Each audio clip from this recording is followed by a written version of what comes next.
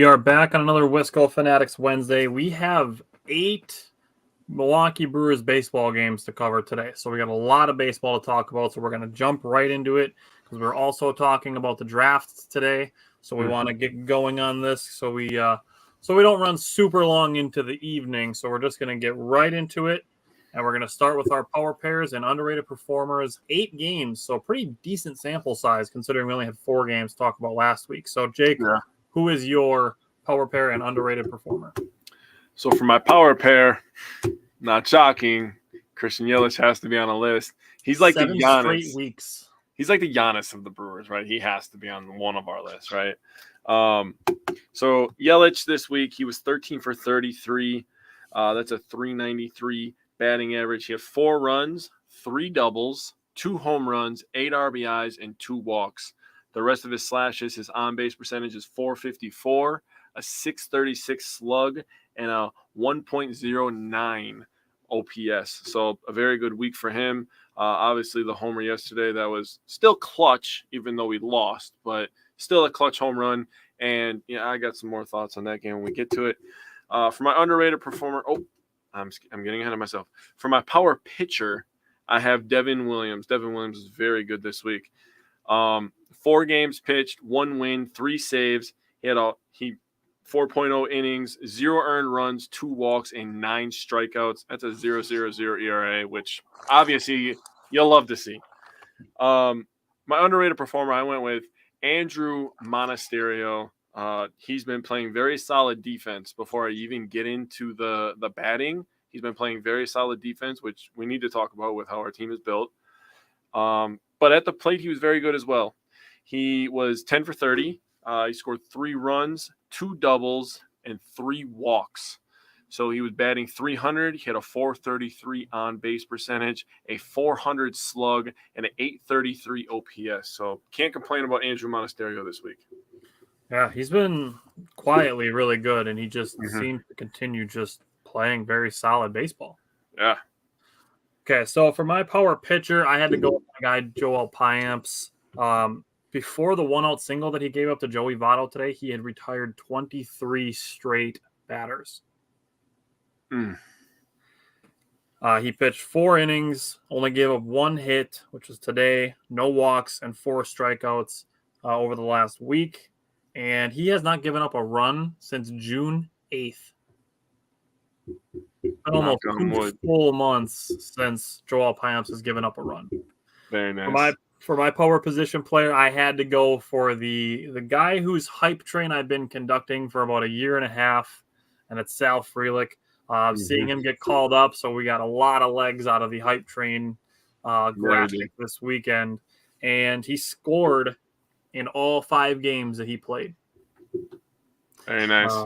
5 for 12 on the week. It's a .417 batting average. Drove in 3 runs, including 2 very important ones on Saturday. Also drew 5 walks, only had 2 strikeouts in 17 plate appearances. So 17 plate appearances for Sal Frelick, only struck out twice. You could say he's pretty comfortable at the plate. And then my underrated performer, I went with Adrian Hauser because people are still dogging him. For no reason. Unreal. Just wait. Like when we get to the game that he pitched, I'm going to give you some Adrian Hauser stats, and you would not think that this is how he has pitched, given the way that people talk about him on social media. It's fucking ridiculous, honestly. Yeah, it's the way that people are talking about Adrian Hauser. He's our number 5 starter. Right. And I'm going to say this as it relates to Adrian Hauser. I'm going to say it as it relates to another guy when we get later. Don't compare him to Corbin Burns. Adrian Hauser is not Corbin Burns. Stop judging him by Corbin Burns standards. His name is literally Adrian Hauser, not Corbin Burns. He's also literally our number 5 starter, not our number 1 Cy Young Award winner. Yeah, not our ace, exactly. So Adrian Hauser against Atlanta on Saturday, 6 innings pitched, 3 earned runs, 6 hits, 2 walks, and tied a career high 10 strikeouts. He was good. So we had this kind of weird crossover where last Wednesday's game happened after last week's show, and this Wednesday's game happened before this week's show.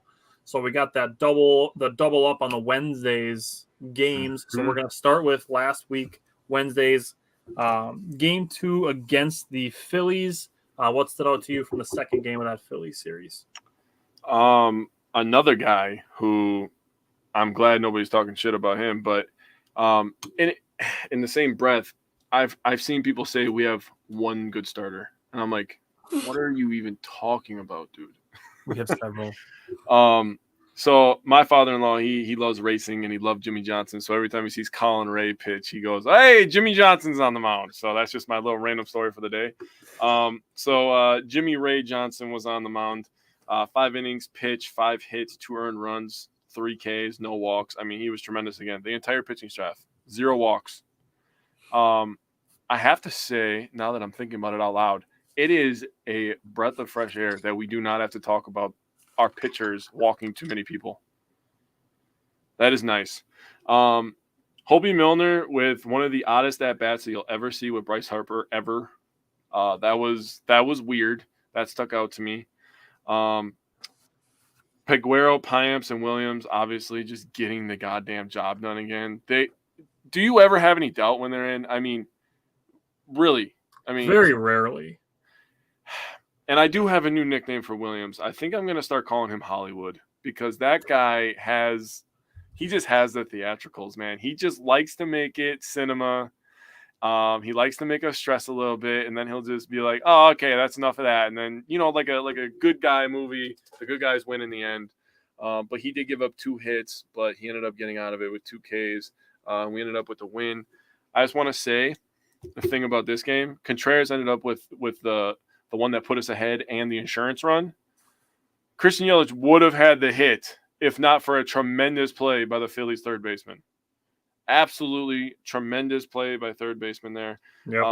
Yelich and Contreras, 3 of our 5 RBIs came with 2 outs. So those 2 guys who have been carrying this offense were doing it again. Yeah, for sure. I mean, William Contreras struggled a little bit in the first game, but right away in the top of the first inning, right back to hitting with a single at the middle. Phillies went 1-2-3 in the bottom of the second.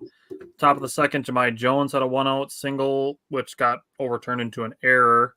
Mm-hmm. But Andre Monasterio followed that up with a single, and then Blake Perkins hit a 2-run double to the left center gap, and the Brewers were up 2-0 off and running. Christian Yelich followed that up with a double down the left field line, which is important to remember because it just got past the third baseman. That made it 3-0 early in the game. Bottom of the second, JT Realmuto got a 1-out single, stole second base, and then Andrew Monasterio made a really nice play on a sharp grounder to get Ray out of the inning. Top of the third, Willie Adames led off with a single, and then the Brewers went fly-out double play. Bottom of the third, Phillies got a leadoff double and a couple of flyouts. No harm done. Going to the top of the fourth, Blake Perkins got a second hit of the game. Mm-hmm. Bottom of the fourth, Castellanos led off with a home run to make the game 3-1. Got Philly on the board. Ray follows by getting Harper to line out, gets a strikeout, and then another flyout. So Colin Ray not rattled by the home run, which is good to see. That's veteran savvy to not be rattled by that home run into giving up another one or feeling like you need to throw a meatball just to get ahead in the count on the next batter. Right. Top of the fifth inning, Christian Yelich got down 0-2, worked back to 2-2, fouled off tons of pitches, just a great at bat, did result in a ground out. Willie Adames drew a 2-out walk, was stranded. Bottom of the fifth, the Phillies got a reach on error, a single, and then a flyout, had runners at first and third with 1 out. A single by Schwarber on a hit and run tied the game at 3. And then a flyout and a strikeout got through the fifth inning. Bottom of the sixth, Hobie Miller came in, struck out Bryce Harper, saw 6 pitches, didn't move the bat off his shoulder. Now, I know you and I talked about this on Friday when we were at the Brewer game, that this seemed strange, and they talked to him about it after the game, that Hobie Miller's release point is essentially why Bryce Harper didn't swing. Bryce Harper said he had no intention of swinging at any pitch that Hobie Milner threw because he had never seen his release point. The way that Hobie Milner throws literally threw off one of the best hitters in the game right now. Yeah. That's something that doesn't get brought up a lot, but it became a factor in this game. Then Milner also struck out Realmuto and got a ground out to end the 6th inning. Top of the 7th, Blake Perkins drew a leadoff walk. 3rd time on base for Blake Perkins. stole second on a Weimer strikeout, and then Sosa, the third baseman, took that double away from Christian Yelich, essentially trying to do the same thing that he did in the second inning, which was to just slap a double down the left field line, but the third baseman was ready for it. William Contreras follows that up with a ripped ball into the gap, gets the Brewers the lead back, hustles into second base. That's really something the Brewers have done a very good job of this season is turning hustle long singles into hustle doubles is what I wanted to say. Mm-hmm. Bottom of the seventh, Hobie Milner's still in, gets one fly out on a first pitch, strikes out March, gets a ground out, seventh inning over. Top of the eighth, Bryce Durang drew a 2-out walk, said it last week that he's feeling better, that he's seeing the ball better, and I think today's game certainly fits that bill that Bryce Durang is seeing the ball better. He was my underrated performer last week. Andre Monasterio hit a hot liner off the pitcher. Bryce Durang heads up running to get over to third base when no one was covering third base. So just heads up base running by Bryce Durang. And then that was it for the Brewers in the the top of the seventh. No, top of the eighth, my bad. Bottom of the eighth. Joel Payamps comes in, strikes out Schwarber on 3 pitches, got him swinging at a high 97-mile-an-hour fastball, gets a flyout, and then gets Castellanos to strike on an 85-mile-an-hour slider. That was his 15th straight scoreless appearance. 20 innings, only 2 walks up to this point for Joel Payamps. Yikes. 15 straight scoreless innings, 20 strikeouts, 2 walks. 17th of August, Josh. August 17th, yep. Okay.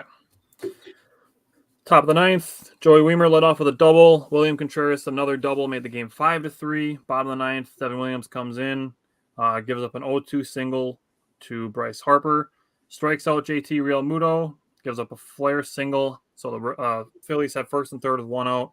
Contreras with a big caught stealing to get Bryson Stott at second base for the second out. Just a fantastic throw by William Contreras to keep the tying run out of scoring position. Devin Williams followed that up with another strikeout like he does. This was also William Contreras' 8th multi-hit game in July out of 12 games played. Essentially 2/3 of games, William Contreras, multiple hits. That's not okay if you're the other team. Okay. Finale. We actually both predicted that the Brewers would come back after their first opening game loss and win this series. So good on us for that. So what stood out to you from game 3? Well, obviously Corbin Burnes, right? Mm-hmm. But I'm going to talk about Abner Uribe. Yeah. Absolute stud. This kid is only 23 years old, and he has the stuff.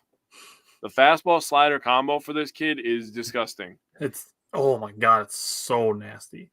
And he pitched last night, and we'll talk about that too. He's getting better with the slider and the locations. Right. So if he can hit the location with the slider, the fastball becomes absolutely lethal when he leaves it up and out of the zone.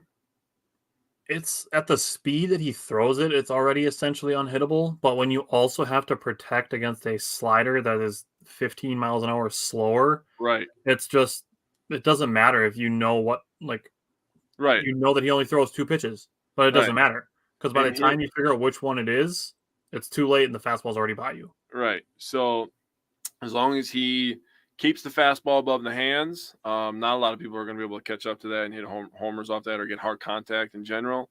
And then having the slider that comes in on you and low at your feet, that's absolutely trouble for the rest of the league.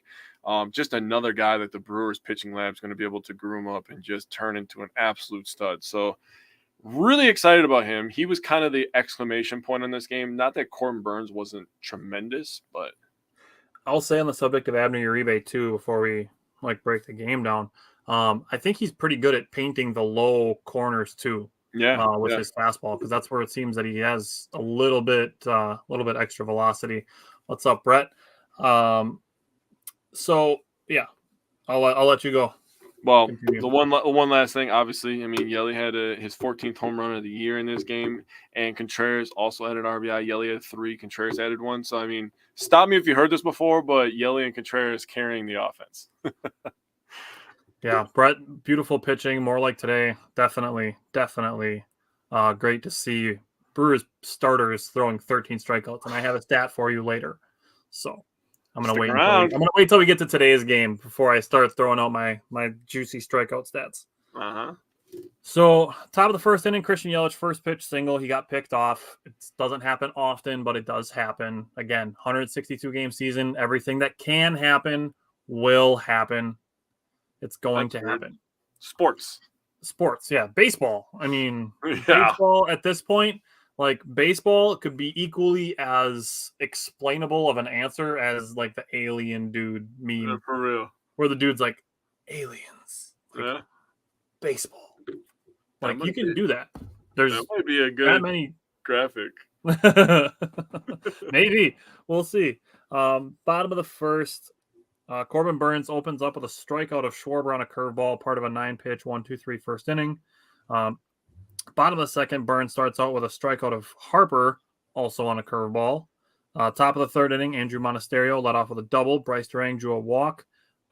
Blake Perkins bunts foul for a strikeout. If you're gonna try, fine, but when you get to 2 strikes, pull it back. Like, can we just not?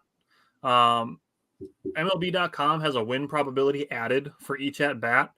That bunting foul strikeout subtracted 5.6% from the Brewers' win probability. Nice. I like it. And then Christian Yelich hits his number 14 home run, first pitch. There's no guarantee that Blake Perkins reaches base, but let's say Blake Perkins draws a walk in that situation instead of a strikeout, and you're looking at a grand slam. True. And yes, I realize that there is also the possibility that Blake Perkins grounds into a double play. But we're talking about Blake Perkins, like not Jesse Winker. Like Blake Perkins is one of the fastest guys on the team, so the chances of him grounding into a double play are slim. He would have to hit it really hard at somebody. Directly at somebody. He's also in the left-handed batter's box, so he's got a couple extra feet. So I mean, he's fast. Yeah. So you can bring up the what if he grounds into double play argument if you want, but personally, I think the chances of Blake Perkins drawing a walk or getting a hit are higher than him grounding into a double play. Mm-hmm. I'd say a fielder's choice is probably more likely, but even still. Anyways, Willy Adames hit a 2-out single following Christian Yelich's home run. He was stranded. Bottom of the third, Corbin Burns gets another strikeout on a curveball, gets another strikeout on a changeup, the first non-curveball strikeout that he had, both swinging strikeouts. Bottom of the fourth, gives up a leadoff walk, then got Trey Turner to ground into a double play. So on the subject of fast guys grounding into a double play, that's True. how. Castellanos followed that with a single, and then he got Harper to ground out. Top of the fifth, Christian Yelich got a 2-out hustle double, and then was stranded there. Bottom of the fifth, Corbin Burns got his 6th strikeout, the first one on the cutter.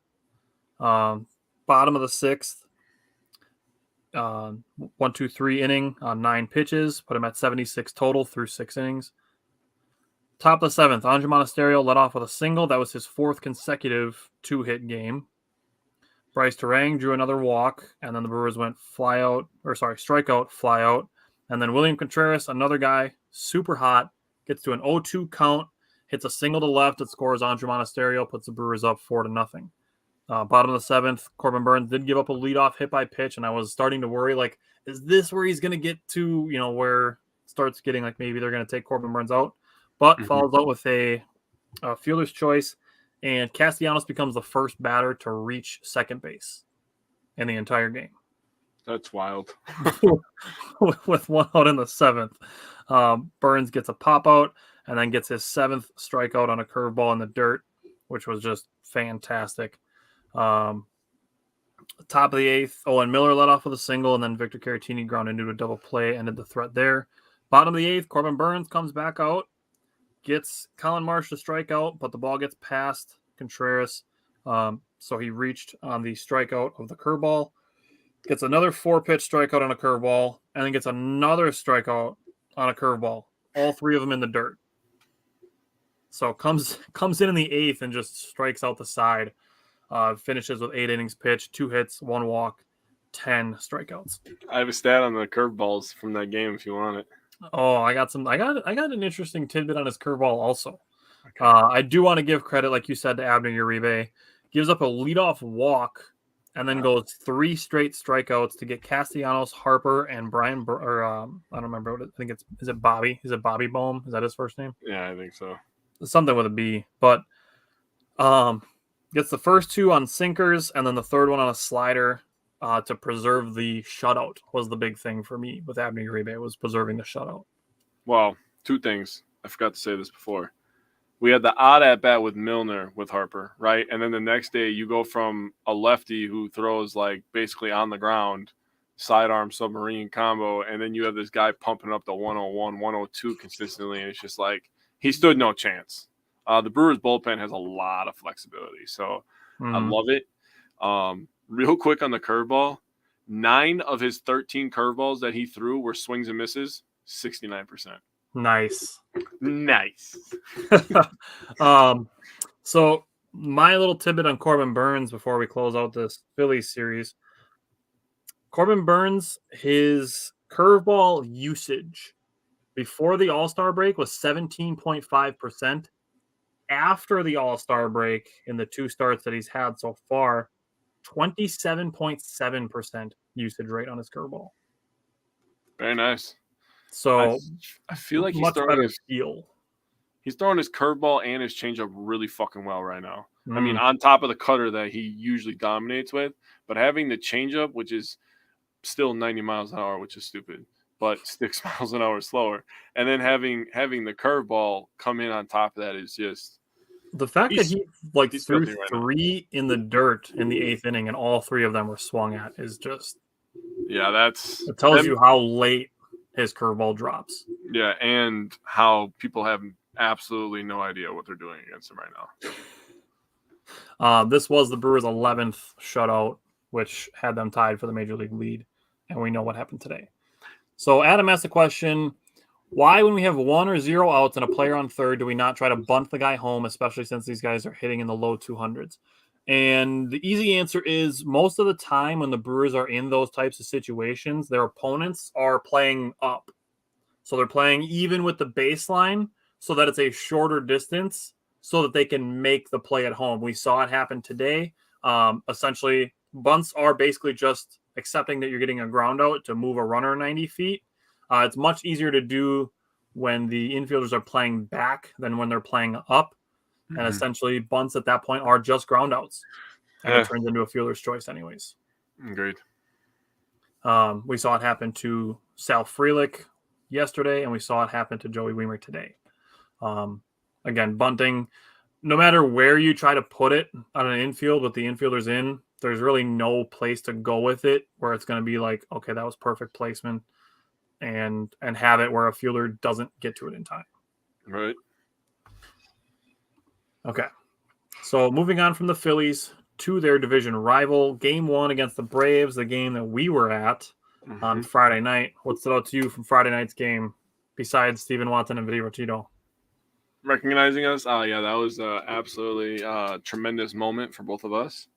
So I'm going to talk about Peralta. He didn't have his A stuff. He was missing over the plate. And obviously, when you're playing a team that hits as good as the Braves, they're going to make you pay for it, right?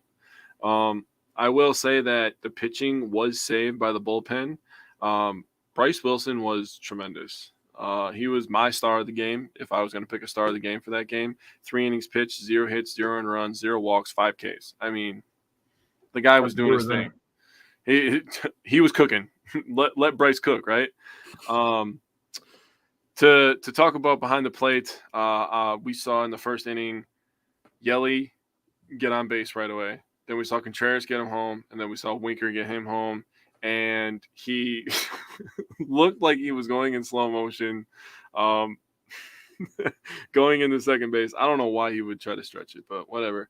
That was a 2-out double single by him, RBI single. to take a 2-0 lead. So I was like, all right, we're cooking. We're doing good here. And then, obviously, like I said, Peralta was missing some spots. Wilson came in, kind of gave us a chance. Adames hit a 2-run homer to make it a 2-run game. And that's pretty much everything that happened. I do want to give credit for Blake Perkins at the end of the game. He had a really, really good at-bat. He was battling up there. Amazing. He missed tying the game by mere inches. So this team has a lot of heart, contrary to Facebook comments and other social media comments, beliefs. This team has heart, so they care. They're going to try. They're going to be in every single game. They really don't get blown out that much. They don't blow anybody out either, and everybody's crying about that. They're like, oh, just looking at the Brewers' offense and how they haven't blown anybody out, like, that's ridiculous. That just tells you how bad the offense is. Well, we're not built like that, Mm-hmm. And I'm not saying that I'm okay with it, but I just accept it and I move on. Where we are. We win a lot of baseball games.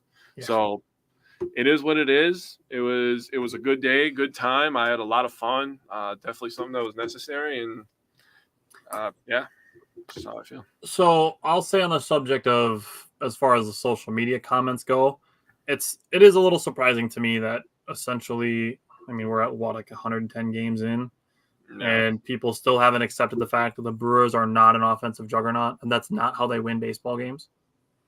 Yeah. They win baseball games by preventing runs, not by scoring them. Yep. What I will say on that subject is it's just a simple flip in mindset. So that's what a lot of things that we talk about is mindset. Mm-hmm. So just simply flip the perspective on it. Whereas, like, to use today's game as an example, like, we got an absolute gem from Freddie Peralta. And instead of going to Facebook or Twitter, wherever it may be, and complaining about the fact that we don't have runs to support our great pitching, let's be thankful we have great pitching, that we're not getting destroyed in these games. Yeah. Because we could be a team that has great offense and great pitching, like, say, the Braves, for example. Or we can be a team like the Brewers that has great pitching and not great offense, or great offense and no pitching.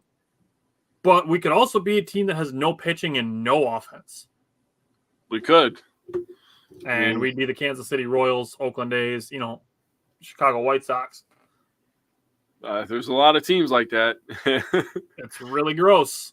That would suck. So to me, that's what I'm choosing to do. I'm choosing to focus on being thankful that we have great pitching that keeps us in games. Like you said, with this first game against the Braves with Bryce Wilson, him going 3 scoreless innings, 9 up, 9 down, even. Like, it's not even like he gave up, like 2 hits and a couple walks here. He gave 3 innings, 5 strikeouts, 0 hits, 0 walks. So, yeah, Brett said, let's be real, we would win the World Series. There would still be fans, quote unquote, not happy. A win's a win. And that's the thing. Like, Jake and I have said this so many times, and we bring it up with run differential too. Wins are what's important. Like, literally, wins is the most important stat. I don't care if we win 3-0 or 10-0 or 20-19. I don't care. If we win, we win. That's really all I care about. Did you see what Nathan Marzan said yesterday? I don't think so. Bro, he literally shared the NFC Central standings, right? Except the wins and losses. And he put the run differential on there. And he said, baseball should be determined by a run differential. No. Is it just Cubs fans that think that, or what? It's gotta be, because that's the thing. Like, I said this, I think it was last week. Like, I don't give a shit. Like, I'd be totally fine losing one game 20-0 if it meant that we won the next 2. And then, do you know that Bucks After Dark guy? Yeah. He's a freaking Lions fan. Oh my God, dude. I had to freaking give him a freaking pep talk today because he's an idiot too. My God. But that's the thing. Like, we don't play to see who scores the most. We play to see who wins the most. That is true. I mean, but run differential. I don't care. What's your record against us? Your run differential so goddamn good.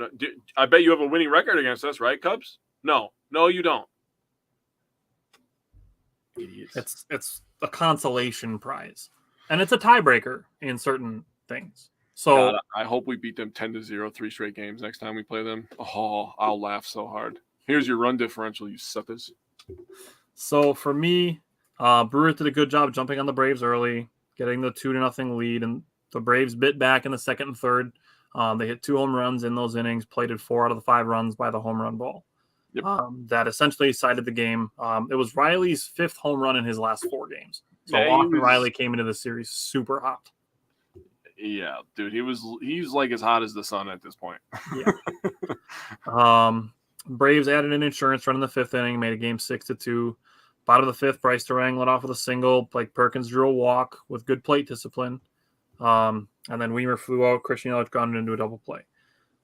Top of the 6th, that's where we already talked about Bryce Wilson. Bottom of the 6th, William Contreras led off with a single. And Willie Adames had a moonshot home run, like sky ball home run, made a game 6-4. Top of the 9th, JC Mejia, another kind of unsung hero of this game to get the Brewers to a position where they could have, they had a chance to tie the game. Went through a 1-2-3 9th inning. Bottom of the 9th inning, this all happened with 2 outs. Jesse Winker and Victor Caratini both struck out to start the 9th inning. Andre Monasterio drew a walk. Bryce Terang drew a walk. And then Blake Perkins, what I would say is the at-bat of his life, an 11-pitch at-bat that eventually gets rung up on a good slider after seeing nothing but 4-seam fastballs and splitters. Yeah. The strikeout pitch was a slider after seeing 10 straight either 4-seam fastballs or splitters. Yeah. That's honestly, like, I really give credit to the Braves pitcher. That took some nuts to break that pitch out. And where he threw it, like, yeah. That was good. That was a good baseball play. Mm-hmm. No denying that. This was William Contreras' 9th multi-hit game in July out of 13. That's pretty good. What is that percentage? It's like 60 something, 69, baby. I couldn't resist. Okay. Game 2. What's up to you from Saturday's game? If I don't start this goddamn breakdown with fucking this, baby, you knew where I was going. You knew where I was going. If I don't start it with this, mamma mia, dude. First of all, holy shit, dude. This guy just comes out of nowhere. We know where he came from. I mean, we know. But for the complainers on Facebook, he comes out of nowhere. He hits everything. He's just getting on base. He ends up with the game-winning RBI. I mean, we're gonna do the breakdown in a sec here. Oh yeah. Adrian Hauser pitched a very good game. I mean, he did have the 2 walks and the 3 earned runs, and that looked like it was gonna hurt him pretty badly. But the Brewers just battled back. Peguero with a walk, but a scoreless 7th inning. Piamps with a scoreless 8th inning, and we'll get to the 9th inning. I'm gonna wait to talk about him to when you're doing your breakdown, but. Why does he do that to us? I don't understand him. National television. So I was telling our buddy Alex about this, actually. I was just talking to him last night, and I was like, it's weird for me because I've seen, like, the Badgers football team be in big bowl games, like, relatively often. I've seen the Badgers basketball team be in big-time games. The Bucks, obviously, I've seen them win a title. The Packers they're the shit, right, in this state. The Brewers, I mean, they're a big-time team in this state. We all love them, but they're not on the national stage as much as the other ones. So for us to be on Fox against a team that is proclaimed the best team in baseball right now, and they're talking about us, like that was crazy, man. That was nuts. That was fun. It was a great time. That was a great Saturday night baseball game on Fox with Sal Frelick absolutely stealing the show. He's robbing hits. He's getting hits. Like, he is legit the hit collector. He catches yours and he gets his own. Like, it was – you were there, Tim? Oh, man, what an atmosphere to be at, dude. Tim was there for the towel day. You bastard. I wanted the towel. But people are selling them online for $50. Why? Why are they trying to get $50 for a towel? I could probably find a towel pretty close to that for half the price. Okay. Yeah, just wanted to put that out there because I think that's corny. think that's corny. I'm glad you brought up the national TV thing because Sal Frelick got to make his debut on national TV. That is awesome. Mm-hmm. And then not only that, but he made noise in his debut big time. Yeah, he was all over the place. Yeah, top of the first inning. Adrian Hauser, he was locating his pitches super well. Even the walk that he gave up to Matt Olson, his pitches were located well. And Matt Olson is the National League home run leader. Hauser still posted 2 strikeouts in the first inning. Second inning, strikes out Marcelo Ozuna, gives up an infield single, strikes out Orlando Arcia, and then strikes out Michael Harris. The last 2, both of them looking. He was up to 5 strikeouts already in 2 innings. Yeah, he was cooking. Bottom of the second inning, Sal Frelick, 2 strikes, doesn't matter. He doesn't strike out. Gets a hit to the left side, gets to first base, way ahead of the throw, and he has his first major league hit on an infield single. Top of the third, Atlanta gets their first 2 on with a single and a walk. Austin Riley hits his 6th home run in the last 5 games. I mean, that dude was cooking. We've been pretty vocal about how hot Christian Yelich has been. Like Austin Riley has been equally, if not more hot. Usually when a guy's like on fire, you say he's on another planet. Austin Riley is the fucking planet right now. Like that is how on fire he is. Yeah. And that wasn't even a bad pitch. Like it was probably a ball. The pitch would have been called a ball. It was a little low and it was a couple inches inside. And Austin Riley's just like, fuck it, home run. Man, Braves fans are spoiled this year. Big time. And, it was a decently located pitch, and that was really the only hurt that Hauser gave up. Yeah. Bottom of the third inning, Bryce Terang had a leadoff walk. Christian Yelich had a good rip for a single, and then William Contreras crew-owned in to do a double play. Top of the fourth, Hauser got another strikeout. Top of the fifth, Hauser struck out Albies. That gave him strikeout number 7. That tied his season high. Strikes out Matt Olson on 3 pitches, and then strikes out Sean Murphy, and he was up to 9 strikeouts in 5 innings. Yeah, the strikeout versus Matt Olson was my favorite of the game. He pooped on him. Got him on 3 pitches. That was nasty. He made him look silly. Bottom of the fifth, Frelick leading off, gets down 2-0, rips one down the line past Olson, 2 for 2 in his first 2 at-bats. Owen Miller follows that with a double to left center, just past Orlando Arcia. And then Blake Perkins pulled a single. Oh, sorry. First, before that, Bryce Terang, he hit a ball pretty damn hard. Like it looked like it was going to be a home run off the bat. I'm not going to lie to you. I thought it was a home run when he first hit it. Mm-hmm. Turned out to be a deep fly ball just because it was at straightaway center. If that ball's in either one of the gaps, it's a bases clearing double. Mm-hmm. But turns into a sac fly that scored Frelick and got Owen Miller to third base. And then Blake Perkins pulled a single, made the game 3-2. Blake Perkins just seeing the ball really well lately at this point. Yep.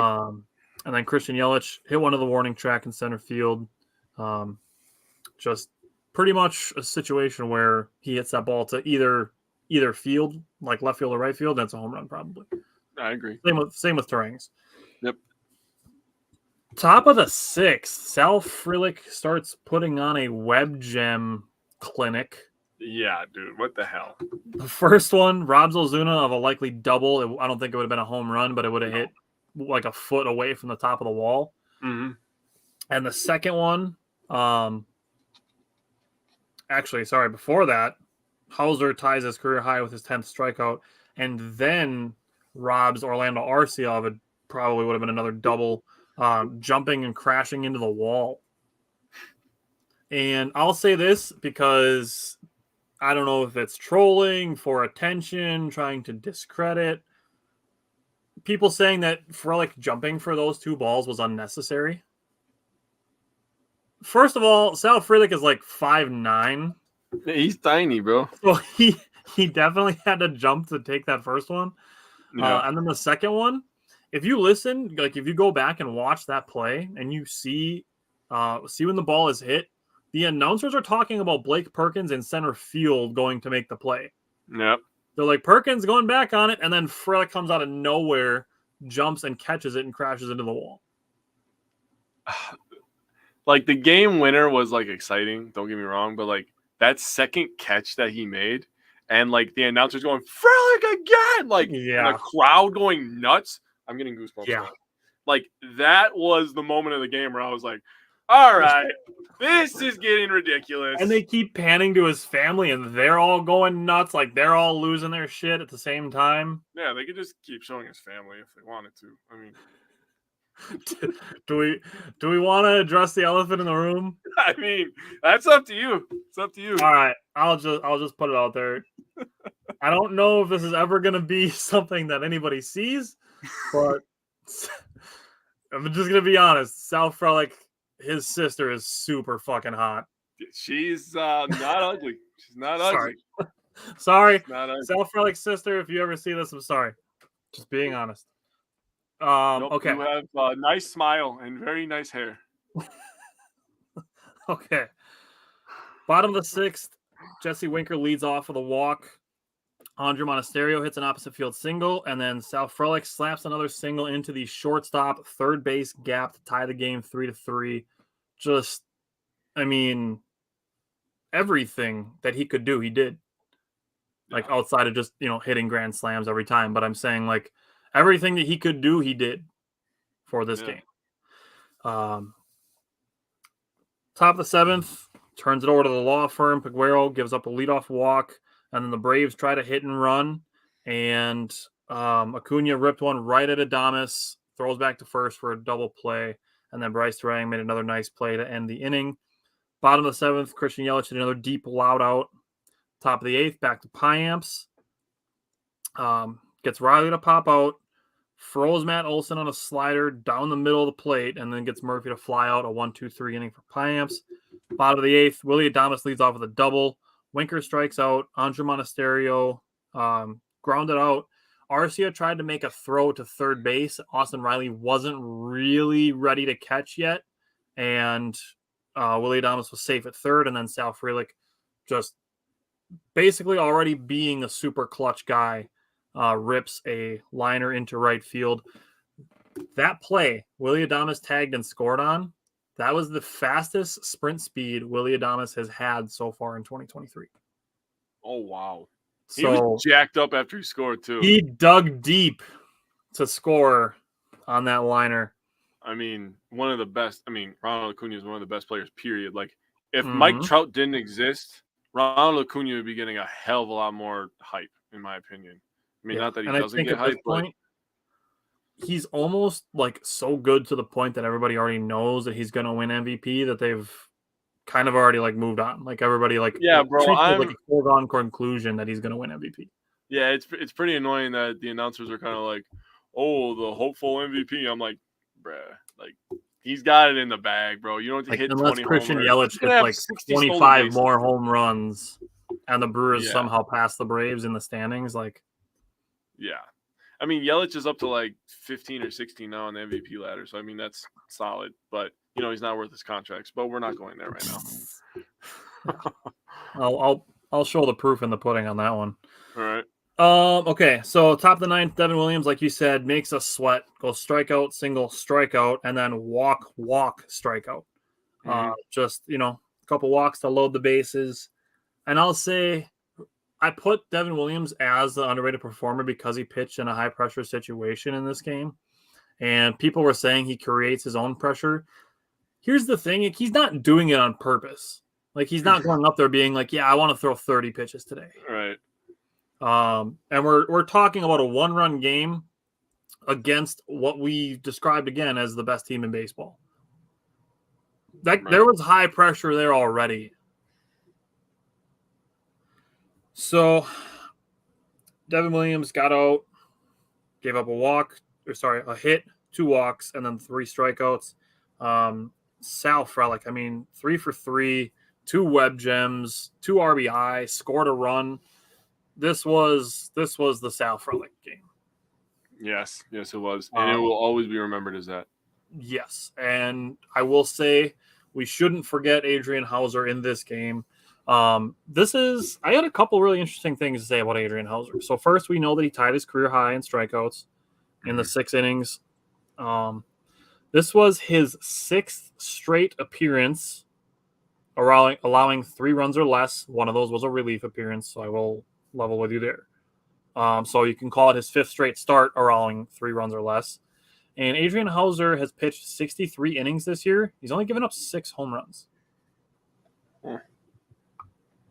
So people acting like, Adrian Hauser is, just constantly giving up runs just because he gave up a 3-1 home run in the 3rd.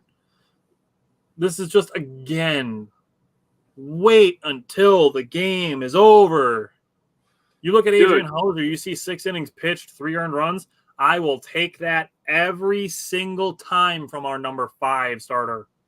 And you add in the context that you're going against the Braves, the team that hits the most fucking home runs in the league. Yeah. Like they're good on offense. Now, I've seen Braves fans complaining that they don't play small ball. Well, I guess we got that in common, Braves fans. But the thing about it, we don't bunt. I don't give a shit about bunting. Shove that bunting up your ass. I'm sick and tired of that goddamn conversation. Yeah. Also, the Braves are good. They hit a lot of home runs. Okay? They literally set the record in baseball for most home runs before the All-Star break. Yep. Hauser was probably going to give up a home run. Fuck. Burns was probably going to give up a home run to the Braves. Again, Austin Riley was on fire. Yep. I mean, Olsen is 2nd in the majors in home runs. Mm-hmm. I mean, Ronald Acuna is the MVP. Power. Obviously, Acuna's got power. Obviously, Albies has power. Albies has over 20 home runs. Michael Harris was a Rookie of the Year candidate earlier in the year. He's kind of fallen out of that conversation a little bit, but he's still pretty damn good. And then for people right away to just be like, Hauser sucks. I knew it. I called it. Shut the fuck up, dude. I'm so sick and tired of people. Yeah. So annoying. Yeah. I don't mean to take over that conversation, but God, you're saying the same things. Like, wait until the game is over to complain. And at that point, when the game's over, still don't complain. Shove it up your ass. I don't care. Yeah, agreed. Listen, agreed. I know, like we advocate for the more positive, optimistic mindset. Mm-hmm. But we are also trying to oppose negativity with the same energy. Because there is so much of it out there, we are trying to oppose the negativity with the same energy that it's put out there with, and just trying to meet it head on. Because we want to push that out. We want to push that negativity out of our fan base. First by basically drawing awareness to the people that are doing it. Mm-hmm. And then we want to also be able to give people, the tools to help them then become the more positive people, which is why, like when I talked about Freddie Peralta in today's game, like just changing the thing from, our offense can't support our great pitching staff. Why don't we start saying we have a great pitching staff that is carrying and helping pick up our offense? Right. I don't know. I guess the thing for me is, yes, I like what you said that we're raising awareness by pointing those people out.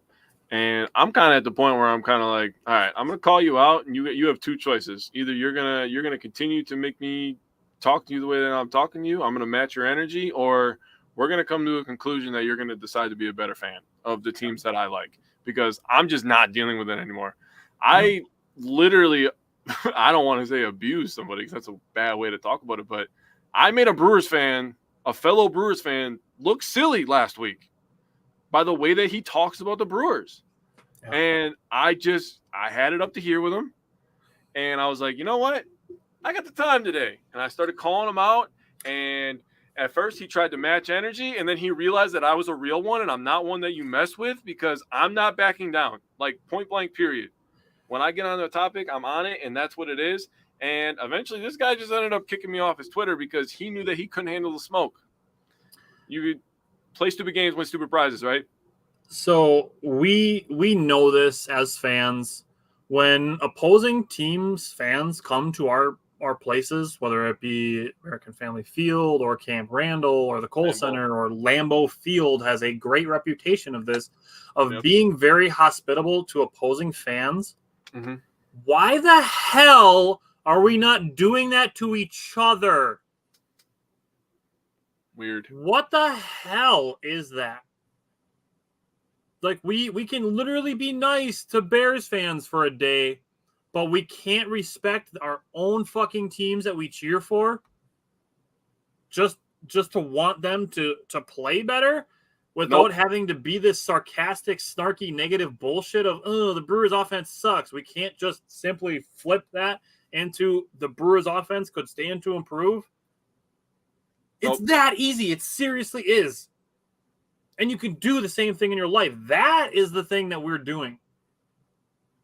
It's a simple little change in words, and that's it. And then you're talking about going from negative to a growth mindset phrase. It's not hard. Yeah. Yeah, I'm just going to leave it at that. That was very well said. All right. Let's throw it to you from the third game of the Brave series. Well, Julio Teheran was back on his Julio Teheran. Let's just put it that way. 6 innings pitched, 3 hits, 0 walks again for the entire pitching staff. Love when I see that. That's like honestly one of my favorite things. Walks are like turnovers to me when I watch the Bucks. I hope that they're better this year. For me, that's where I come. That's where I get. That's fair. Earned runs, he only gave up 1. Peguero gave up 3. Obviously, we know what happened. The strikeouts, we had 7. So, I mean, that's still a solid number. Teheran had 5 of them. He was locating his pitches pretty goddamn well, in my opinion. Owen Miller with an RBI, and Bryce Terang absolutely unloaded on a baseball, 417 feet. He had a little lean back to him. Obviously when we get to the breakdown, you're going to talk about what happened in this game, and it was kind of a shitty loss. But again, the Braves hit home runs against literally everybody. Yeah. You get into this game, it's 2-1. You're in the 8th inning, and you're still sweating because anybody in that lineup can just crank one and put it over the fence. Literally anybody. Literally 1 through 9. Like, it is what it is. Still a great series against the Braves, which dude, this series and shout out to Braves fans on social media. During Saturday's game, they were like giving credit to the Brewers for their baseball. I love it. I love it. I do too. Like that shit makes me proud to be a baseball fan. I agree. When we can acknowledge that, hey, the Braves won 2 out of 3 in this series, and the Braves fans can acknowledge that Sal Frelick came in and stole the show on Saturday, and the Brewers played great baseball this weekend, and we can acknowledge that and respect each other. Like, yeah, give me some of that. Sportsmanship. Fucking love it. Yeah. So top of the first inning, Bryce Terang made a nice play, fielding a grounder around why can I not think of his first name? Acuna. Yep, that's Ronald. Ronald. I kept wanting to say Robert, and I'm like, that's not his name. Ronald Acuna. So Bryce Terang, he can't go past second base, but Acuna's standing on second base, comes around the bag to make a play on a grounder to throw out. I don't remember who it was that hit the grounder, but Julio Teheran followed that with picking off Acuna on second base. That was great work by him. Bottom of the first, Sal Frelick finally commits an out, is what it is. Top of the second, Travis d'Arnaud hit a solo home run. I did say this last week that he's probably the best backup catcher in Major League Baseball. I agree. So, in addition to everything else the Braves have going for them, they also have a good backup catcher. Yep. Andrew Monasterio followed that up with a web gem in between the shortstop, third base hole. Just more great defense by Andrew Monasterio. Top of the third, a hit by pitch that shouldn't have been was negated by a strikeout of Austin Riley looking by Julio Teheran. That was great work by him. Bottom of the third inning is where Bryce Terang hit that home run that you mentioned into the second deck, tied the game at 1. That was his first home run since May 14th. Yeah, I remember hearing that. That is crazy. That's a long time. That's a long time ago. Top of the fourth, Julio Teheran struck out the side. Bottom of the fourth, Sal Frelick drew a walk.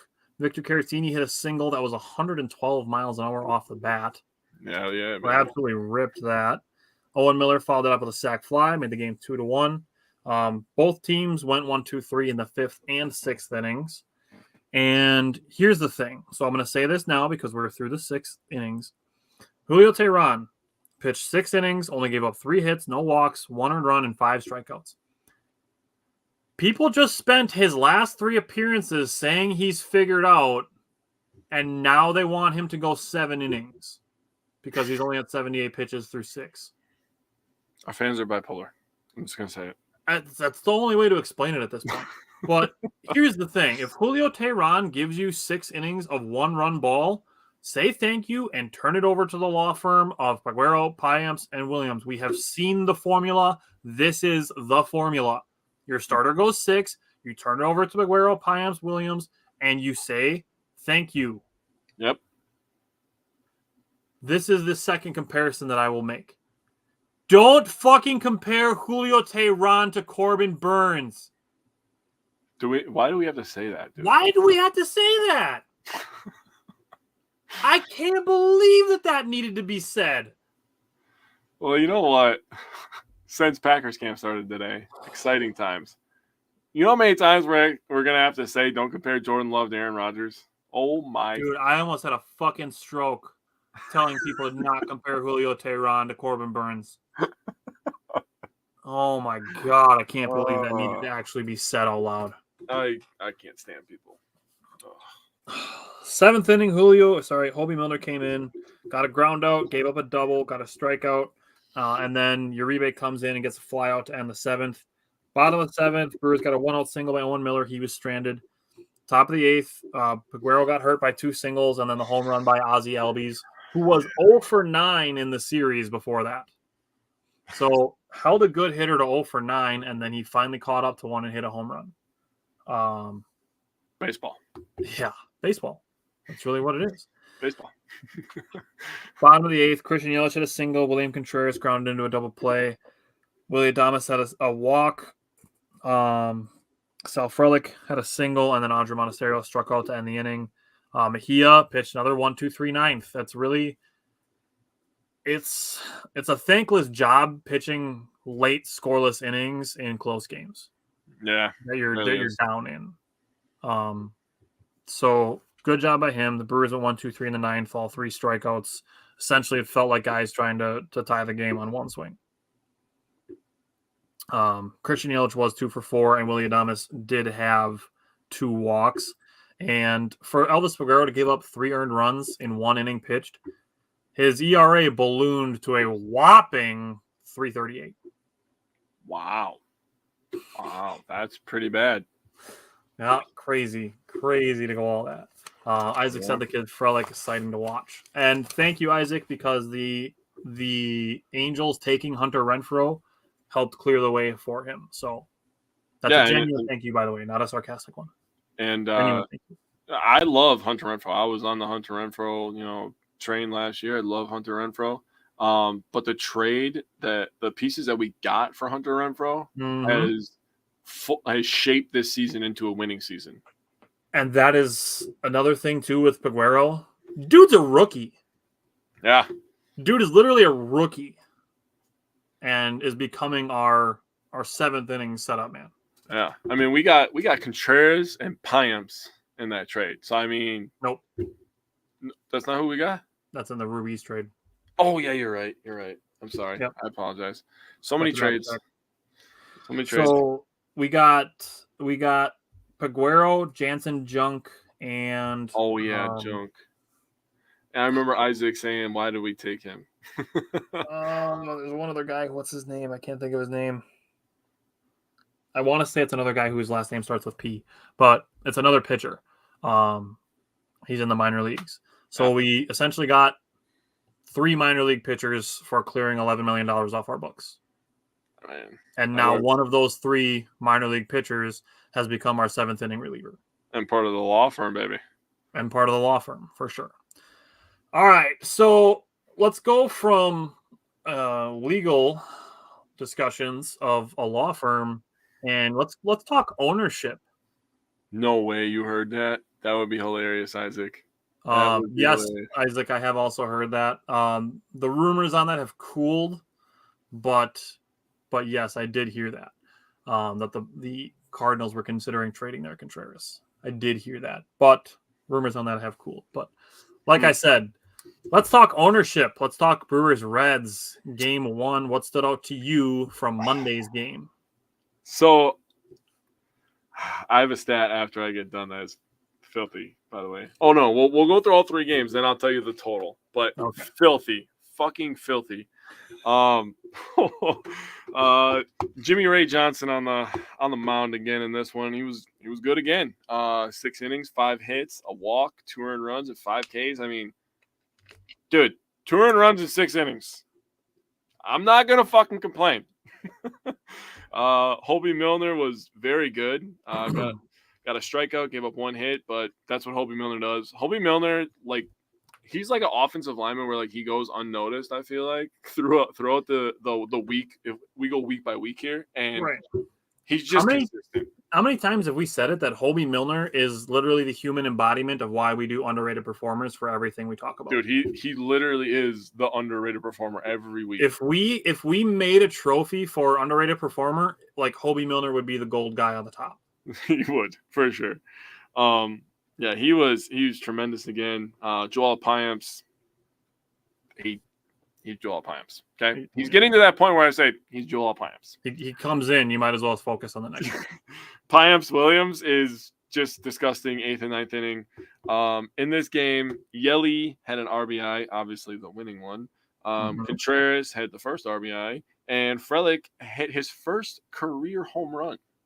The big thing that people were taking away from this game was the Brewers struggling with runners in scoring position, which, listen, guys, we were really solid for, I would say, 3 weeks, maybe a month, where we were actually consistently hitting with runners on base. Eventually, we were going to come back down to earth, and I'm not saying that this is going to be the normal, but, like, eventually we were going to have a bad game with runners in scoring position. Right. And, okay, we're a bad series. We're beating a dead horse here, but the Braves are, like, really fucking good. They struggled at times against our pitching, by the way. The Brewers pitching, which is really good, they struggled at times with runners in scoring position. High leverage baseball. That's why we talk about get us into the show and you never know what's going to happen. And you know what?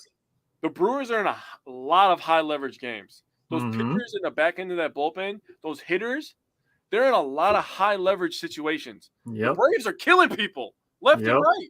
I mean, they've been struggling a little bit more lately, but they kill people left and right, hit a ton of homers. They always get off the hook.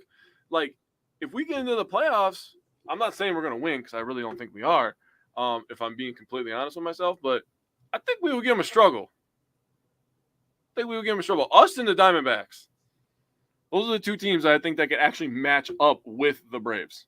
But for a series, sure. Yeah, going into this, Brewers got to win. I don't know why anybody's complaining. We won the fucking game, dude. So the reason people are complaining is the Brewers were 2 for 16 with runners in scoring position. It's a 125 batting average. That is bad. Obviously, you'd like to be essentially double that. You'd want to be 4 for 16. Yeah. But here's the thing: is Christian Yelich and William Contreras were 2 for 4 with runners in scoring position, and everybody else was 0 for 12. Shocker. I said this last week that William Contreras and Christian Yelich are carrying this team. They are carrying this team in all caps. Yeah, like it's almost laughable at this point. Sal Frelick is up, so he's helping.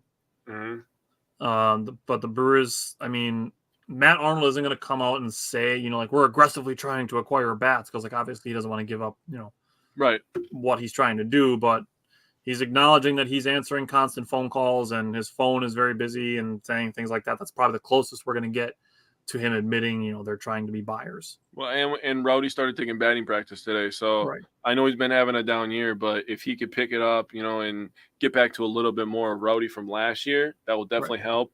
Maybe add another bat. I mean, who knows? I like your idea of Randall Grichuk. That one's growing on me. As long as it means that my guy Sal doesn't get sent down. Oh no. Sal needs to stay. If I'm being completely honest, if the Brewers were to trade for an outfielder right now, I think Joey Wiemer would be the one going to AAA. I can see it. They did it with Bryce Turang. They sent him down to get some mojo back. Yeah. I think Joey Wiemer could benefit from spending the first 2 weeks of August in AAA and then coming back up for the stretch run. Yep. Okay. So another thing I wanted to bring up with the first game of this Reds series, the Brewers held the Reds to only 1 stolen base in this game. Huh. Everybody has made a big deal in the series before the All-Star break. Oh, the Reds had 9 stolen bases. I'm pretty sure in that game, 7 or 8 of them all came with 2 outs, and the Brewers focused with the guy at the plate, not at the guys on the bases. Yeah. And then obviously Ellie De La Cruz stealing around, so I made a big deal out of that. But only 1 stolen base in this game. And then you mentioned walks being your comparison for turnovers. For me, it was strikeouts. When the Brewers strike out a lot, that's where I start to get the same feeling that I get like when the Bucks make a lot of turnovers. The Brewers did have 11 strikeouts in this game, but they also drew 8 walks. That's a lot of walks. Top of the first inning, Joey Wiemer robbed Ellie De La Cruz of a home run. Top of the third inning, Joey Wiemer did not rob Ellie De La Cruz of a home run. The only people robbing him of that home run was a fucking spaceship, dude. That thing was ripped. Bottom of the first inning, Christian Yelich drew a walk, stole second, and William Contreras singled him in. That's just manufactured runs out of our 2 best players. Yep. Bottom of the 6th, that's when Sal Frelick hit his first home run. 98 miles an hour off the bat, 384 feet. Hit it on a 1-2 count, by the way. Just wait, I got some juicy Sal Frelick stats for you. Hit it on a 1-2 count. Home run in 30 out of 30 ballparks. Oh. Not a cheap one. That's what you like to hear in the first. Willing to bet that Ellie De La Cruz's home run also would have been a home run in 30 out of 30 home run. I'm pretty sure that his home run was a home run in 2 ballparks put together. Top of the 7th, Hobie Miller came in, got a 1-2 single, 3 inning. Bottom of the 8th. Top of the 8th. Payamps came in. He had a 1-2-3. He had retired 21 straight batters after that appearance. Bottom of the 8th, walks by Sal Frelick and Andrew Monasterio stranded on second and third after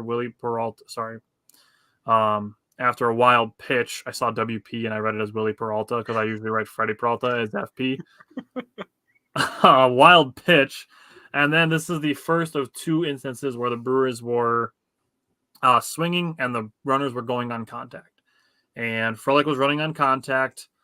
The ball was hit directly to the shortstop, and it's just an easy play to throw from short to home when the infield is playing in. Yeah. Top of the 9th, Devin Williams got a 1-2-3 inning with 2 strikeouts. Bottom of the 9th, Blake Perkins drew a walk again. Blake Perkins, just the dude's seeing the ball very well. Mm-hmm.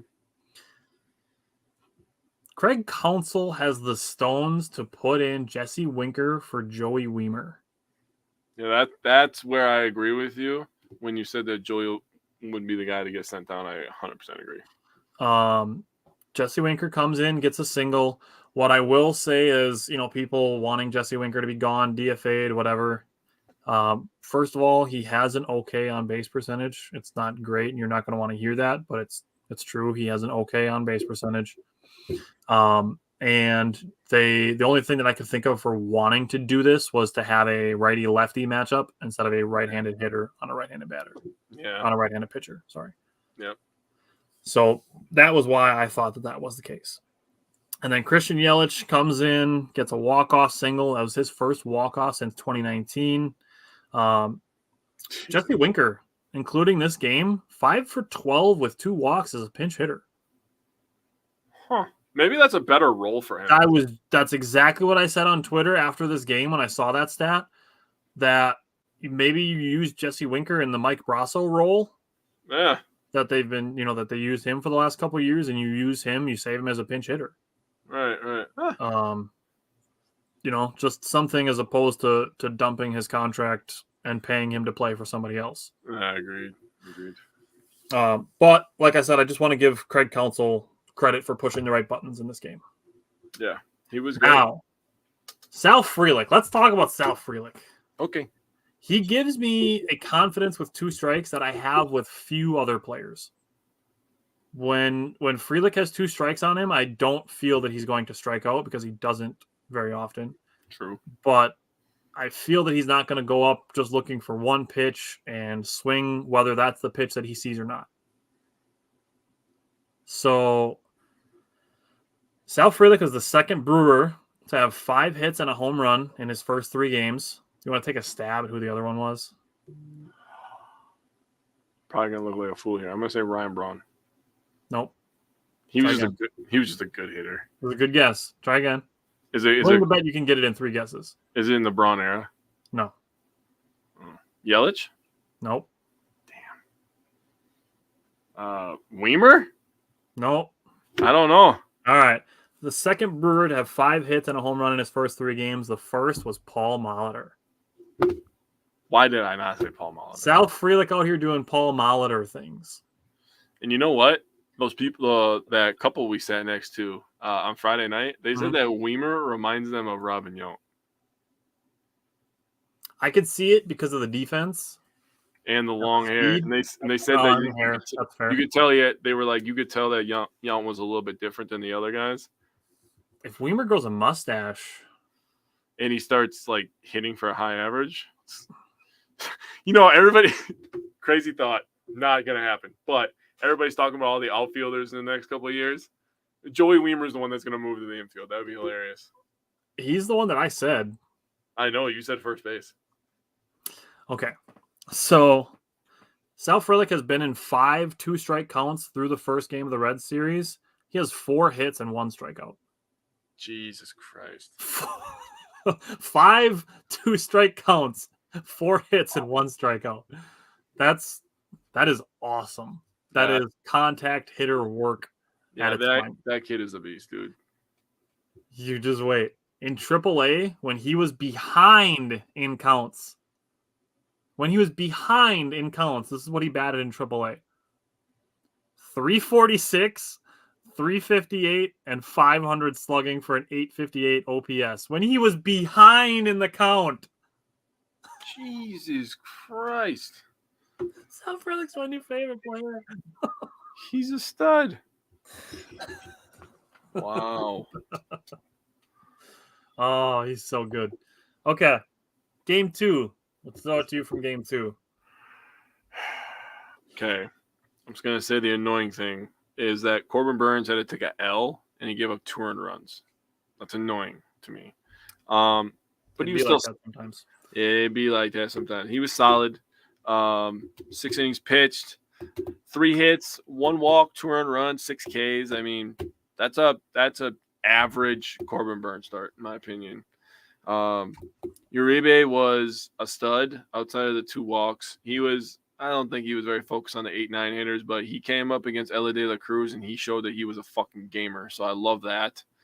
That was his strikeout, I believe, right? And then Bryce Wilson.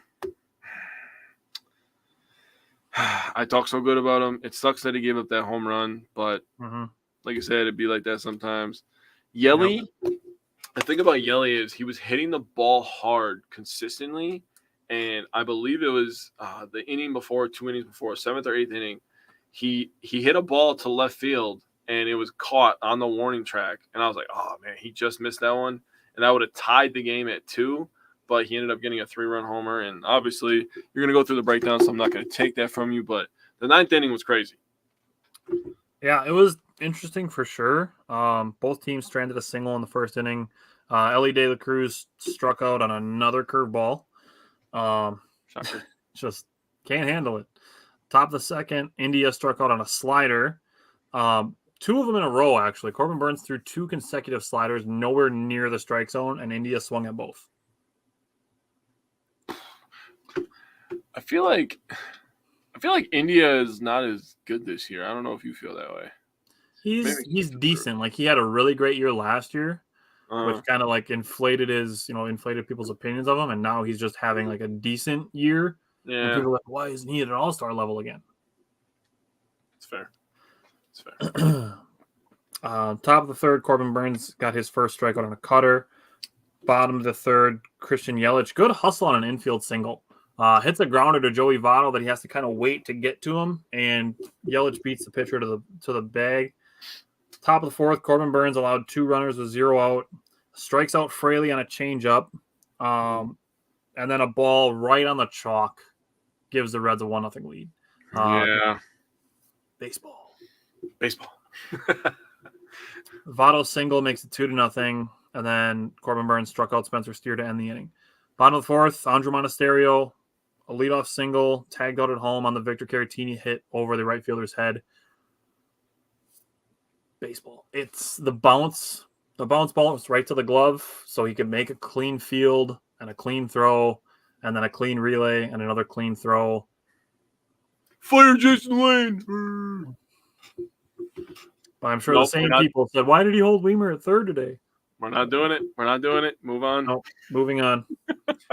Bottom of the fifth, Christian Yelich drew had a single. He was stranded. Bottom of the sixth, Willie Adames had a leadoff walk, was stranded at third by 3 groundouts. Top of the seventh, Abner Uribe came in. He's fun to watch. He is fun. Struck out Votto on a slider at the top of the zone, which is an unusual place for a slider, but it worked. True. And then we got to see Abner Uribe versus Elly De La Cruz. I don't care what you take away from this game, but this at-bat was entertaining and potentially something we see again and again and again over the next 5 to 8 years. Yeah, it's going to be that's going to be a lot of high leverage at-bats. Yes.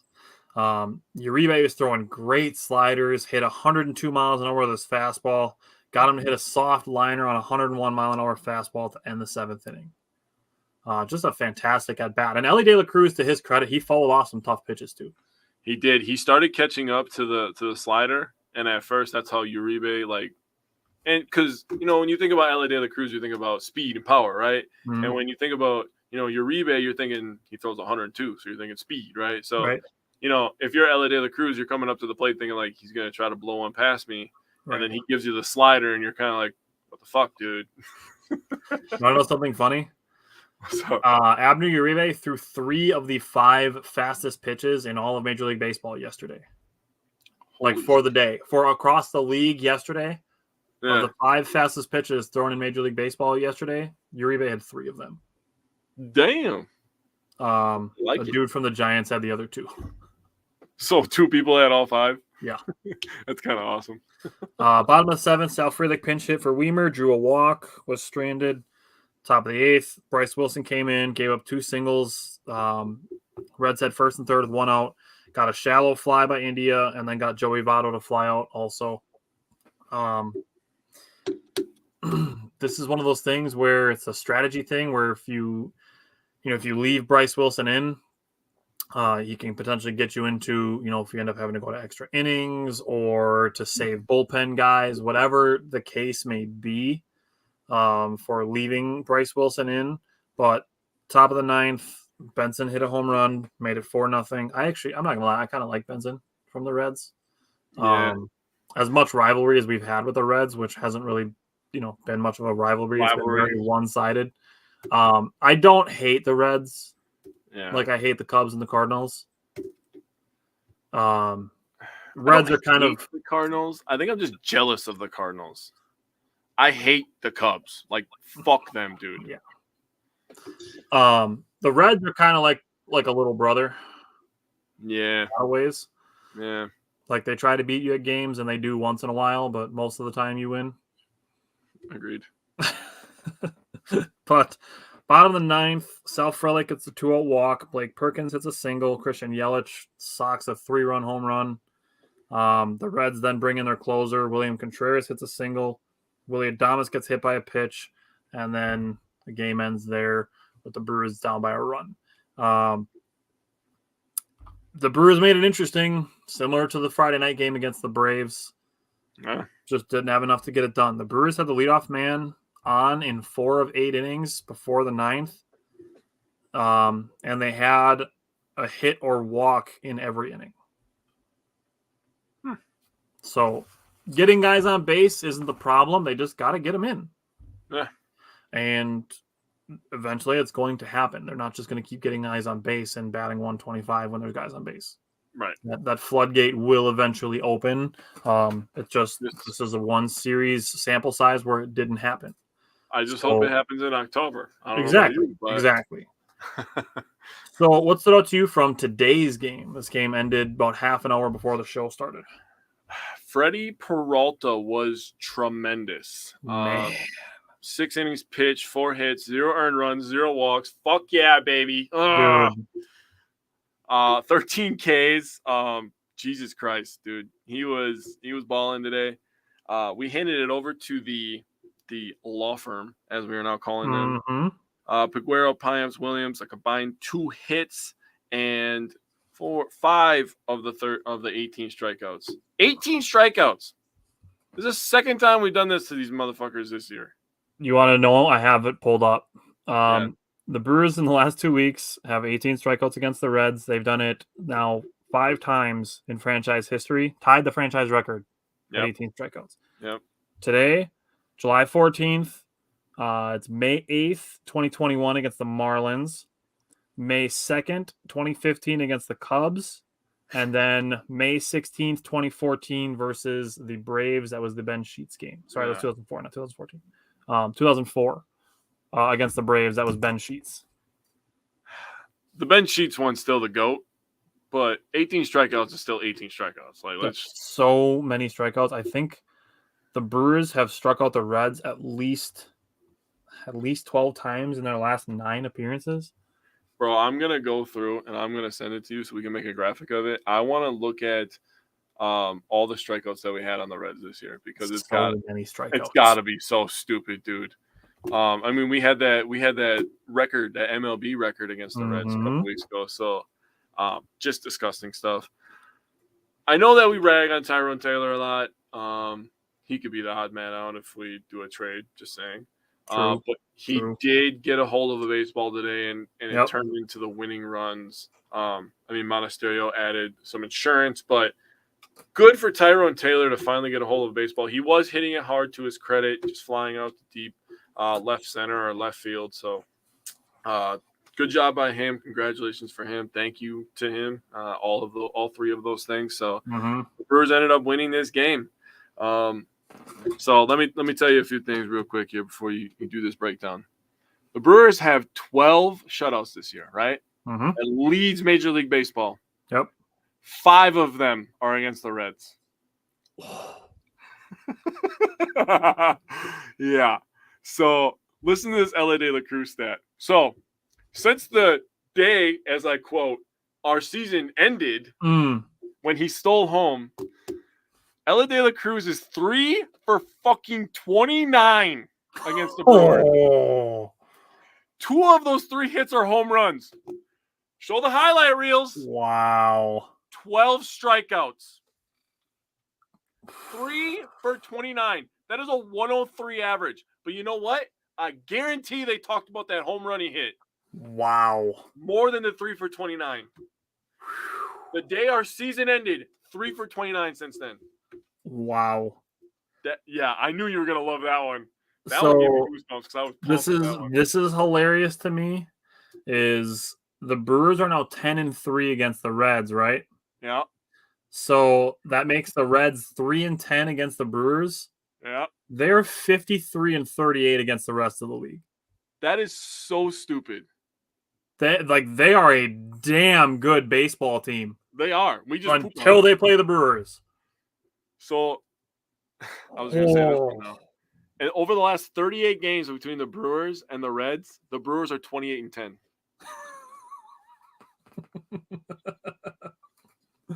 That's like a 750 winning percentage. That's like not cool if you're a Reds fan. Oh my dude, the Reds are the little brother. Dude, that's not cool if you're a Reds fan. 28-10. Wow. Holy crap! I was going through Reds fans just posts and everything on social media, all over social media, and they're all like, "Yeah, I'm really excited to not watch the Reds versus the Brewers for the rest of the season. I don't want to watch the Brewers ever again. I don't want to watch the Reds versus the Brewers ever again. I don't want to hear about the Brewers anymore." And it's just like, I do want to hear about the Brewers. They better hope that they don't manage to get into the playoffs as a wild card team and have to play the Milwaukee Brewers. It'll be over in the playoffs. It'll be over. Dude, what if in one crazy scenario The Reds knock out the Braves, and we play the Reds in a championship series. Oh my God, that'd be amazing. Oh, I'd be like, God is real. The Reds would have to go through either the Diamondbacks or the Dodgers, and then the Braves, and the Brewers would have to beat. I know. East. What are they? East. That would be the Braves. So there'd have to be another wild card. So probably yeah. the Phillies, or the other one of the Dodgers and the Diamondbacks. Why the hell is Atlanta in the East? That just doesn't make sense to me. They should be in the South. There is no NL South. I know, but it's Central, East, and West, my guy. I know, but it just sounds stupid to say something that's so far down south is East, but whatever. I mean, they are East. Still on the East, dude. I don't know. It's dumb to me. The Hawks are in the Eastern Conference. Yeah, but they're in the South. They're in the South Division. Yeah, exactly. See? Still in the Eastern Conference. You know what? I'm just going to say we're both right, and you're going to do the breakdown. That's what's going to happen right here. It's not weird that Atlanta's in the East. Anyways, top of the first inning, Freddie Peralta needed only 11 pitches to get 3 strikeouts. The strikeouts coming on 3 different pitches, one on the 4-seam fastball, one on a changeup, and one on a slider, which just really should have signaled to us that Freddie Peralta had everything working today. Yeah. Like, he threw every pitch that he has with command, 4 strikes, did not walk a batter today. Love it. Bottom of the first inning, Christian Yelich and William Contreras both hit hard hits. Willie Adames had a hard ground out. All 3 of those hits were outs, but they were all over 94 miles an hour exit velocity. So Brewers hitting the ball hard early. Second inning, Votto had a 2-out single, so it only took Freddie Peralta 14 pitches to get through the second inning. Very efficient start for him. Bottom of the second, Andre Monasterio hit a 1-out double. Toro ground out moved him to third, and then Tyrone Taylor grounded out to end that inning. Top of the third, 2 more strikeouts for Freddie Peralta. Bottom of the third, Bryce Durang leadoff single, Joey Wiemer fielder's choice, and then Christian Yelich hit a double, and Joey Wiemer was held at third base. Joey Wiemer hesitated between first and second just a couple steps to make sure that ball was going to get down. That's why he was held at third base. Mm-hmm. And then the Brewers tried that contact play again, just going on contact. Just a little unlucky in the series, really. Just a ground ball goes any direction except directly at a fielder, and that's going to be a run. If, say, a guy has to dive, even if he stops the ball, that run scores. If he has to range to his left or to right to stop the ball, that run is probably still scoring. Just literally anything except for exactly what happened, just direct ground balls, and those runs are probably scoring. Agreed. Where was I here? Willie Adames struck out with runners at first and third. Both teams went 1-2-3 in the fourth. Top of the fifth, Jonathan India led off with a double. Votto ground out, got him to third base, and then Freddie Peralta comes back with back-to-back strikeouts, 1 swinging, 1 looking. That put him at 10 strikeouts for the day. Bottom of the fifth, Bryce Durang, first pitch, hit a 1-out double. First pitch that he saw, hit a 1-out double. Wiemer grounded out. Christian Yelich caught a liner caught by L.A. De La Cruz. It's a nice play. Christian Yelich looking to use the opposite field. Yep. He was down 0-2 after a bad first strike call. The zone was a little iffy today. I will say that. To say the least. Yeah. Top of the sixth, Freddie Peralta got another strikeout. This one looking on a curveball that gave him his 11th. Struck out L.A. De La Cruz again. High fastball that gave him number 12.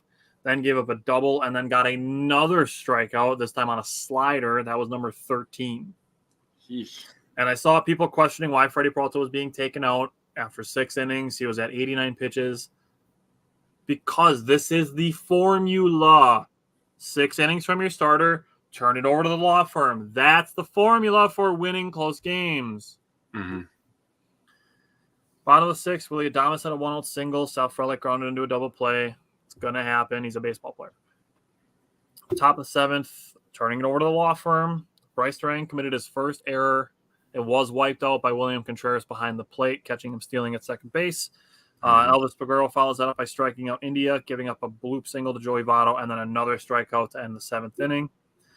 Bottom of the 7th, Abraham Toro called up in place of Jesse Winker, who was placed on the 10-day injured list with back spasms. Abraham Toro had been on an 11-game hitting streak in AAA, called up to play first base, which was interesting to me that he was playing first base. But he's a utility infielder, so might as well make him super utility. Yeah. And then Tyrone Taylor, like you said, gets a hold of one, first pitch, home run. Really just a case study in leaving your starter in a little too long. Agreed. Brewers fans. I didn't name names, but I said what I said. Top of the 8th, Piamps comes in. Andre Monasterio makes a really nice stop, stays with the play, gets up, picks up the ball, makes a nice throw. Not a nice throw, but a nice pick by Owen Miller. That is a Craig Counsell button push that does not get talked about like it should. True. Taking out Abraham Toro and putting in a guy who's played more first base in Owen Miller, and Owen Miller makes a nice pick at first base, then also makes a nice play at first base and a effort play diving with the ball into the bag to get the final out of the 8th inning. Man, I was like, God damn it, they're trying to give this one away. Yeah. Bottom of the 8th, good 2-out work by Sal Frelick, drew a walk, and Andre Monasterio, who was down 0-2, he put a double down the left field line that gave the Brewers their insurance run that you mentioned. Top of the 9th, Devin Williams comes in, gets the first 2 out on 5 pitches, then gets Jonathan India strikeout, the 18th strikeout of the day, and the Brewers go 10-3 against the Reds this season. The Brewers as a team only struck out 4 times today, so that's fantastic. Yes. So hopefully Sal Frelick's, not striking out contact play rubs off on the other guys. I would love that. Do you want a disgusting Devin Williams stat? Yes. I know you do. Devin Williams is the second reliever ever to have more than 15 strikeouts and no hits or runs allowed to a single opponent in one season. Holy shit. He has 17 strikeouts in 8 2/3 innings against the Reds this year. No hits, no walks. No. Yeah. Okay. That's if he would have pitched just, say, one more third of an inning, Devin Williams would have pitched the equivalent of a perfect game against the Reds this year.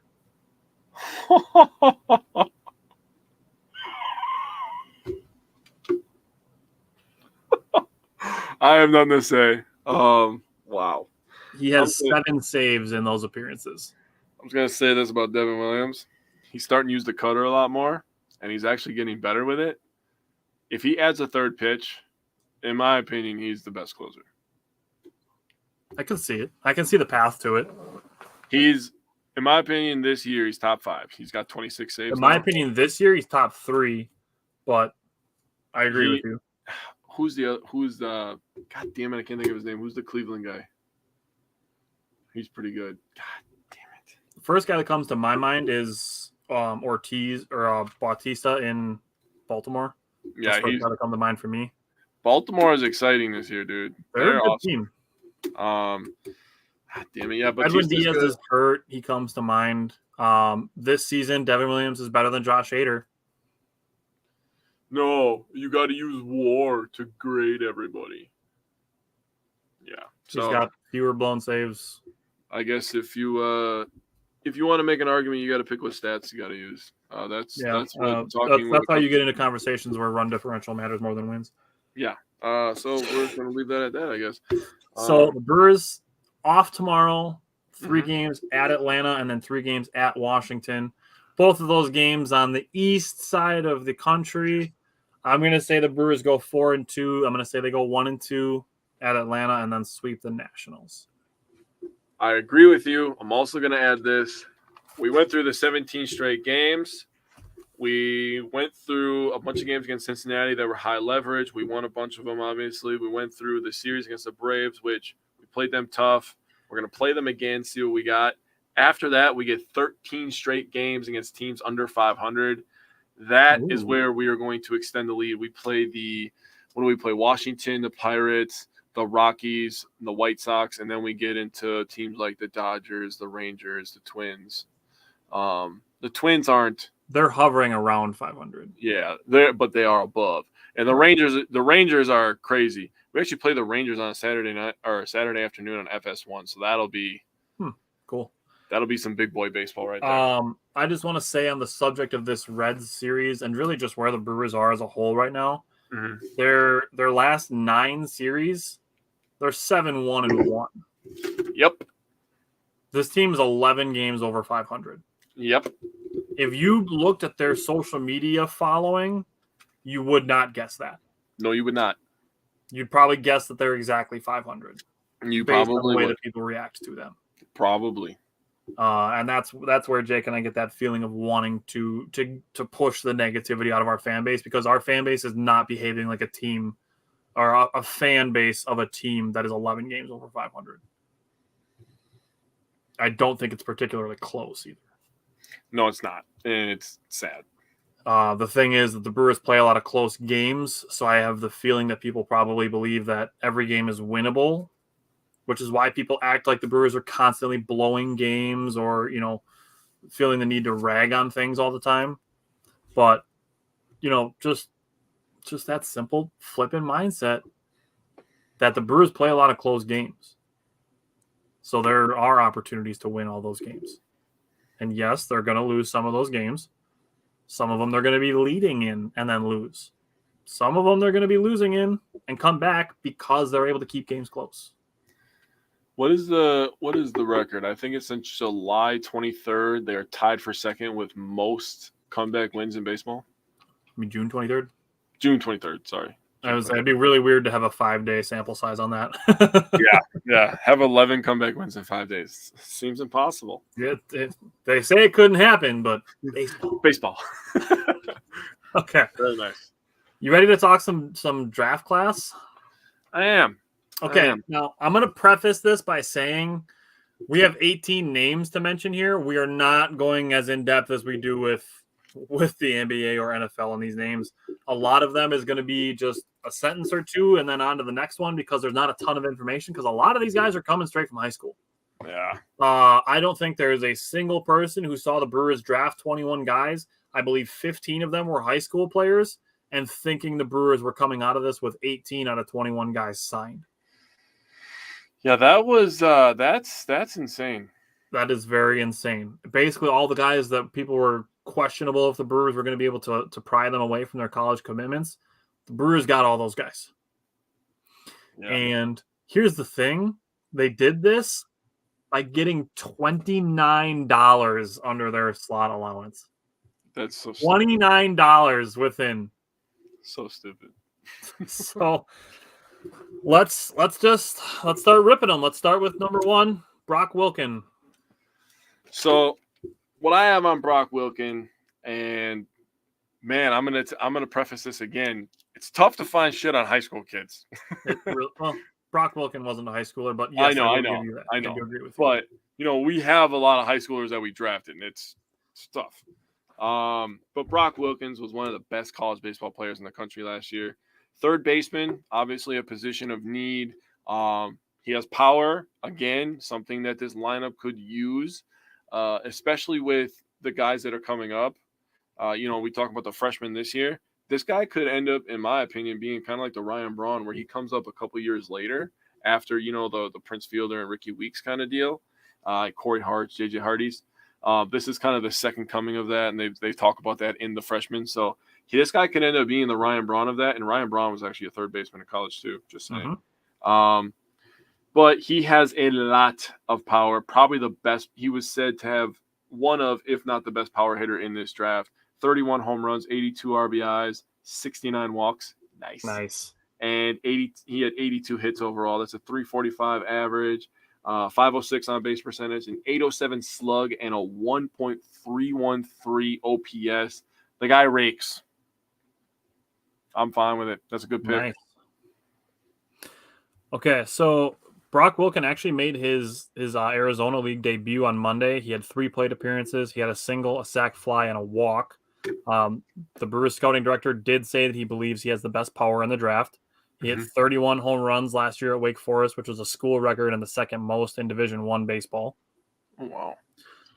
Has 70 grade power, and if you hear me say like 70 grade, 50 grade, that's on a scale of 40 to 80. It's a rating scale for prospects. So 60 is average, 40 is the lowest, 80 is the highest. So he has 70 grade power currently.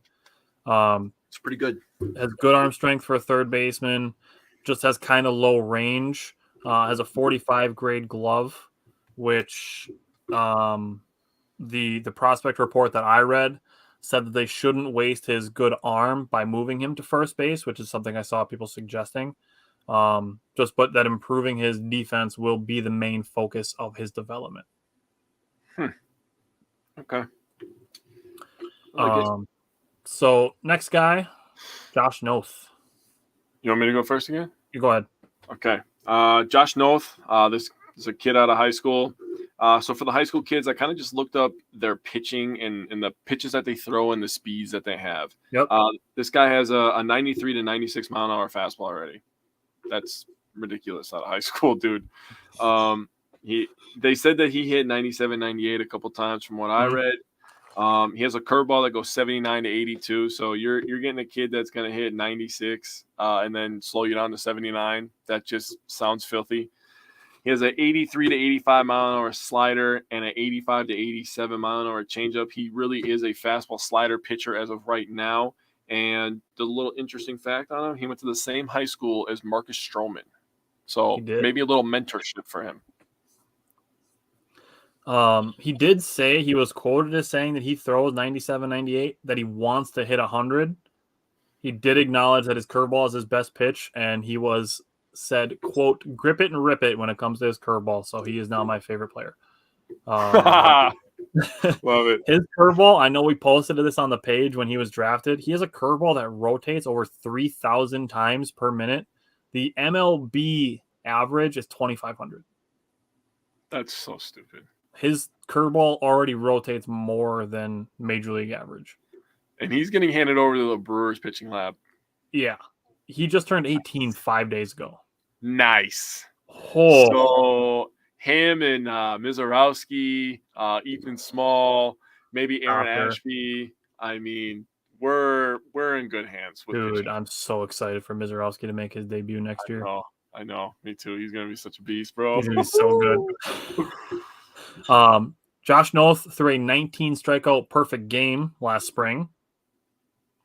And his strikeout to walk ratio, 93 strikeouts, 4 walks. Oh, my. Oh, my. Oh, my God. Oh, my God. That is disgusting. Oh, my God. He strikes out. Dude, I saw footage of one of his games, and nobody could touch his curveball and nobody could keep up with his fastball. Oh, my God. He looked like a man amongst boys when he was pitching in high school. Clearly why he got drafted in the second round. Yeah, and why people were concerned that, the Brewers might not be able to convince him to come. All right. But, yeah, they did, and they got him.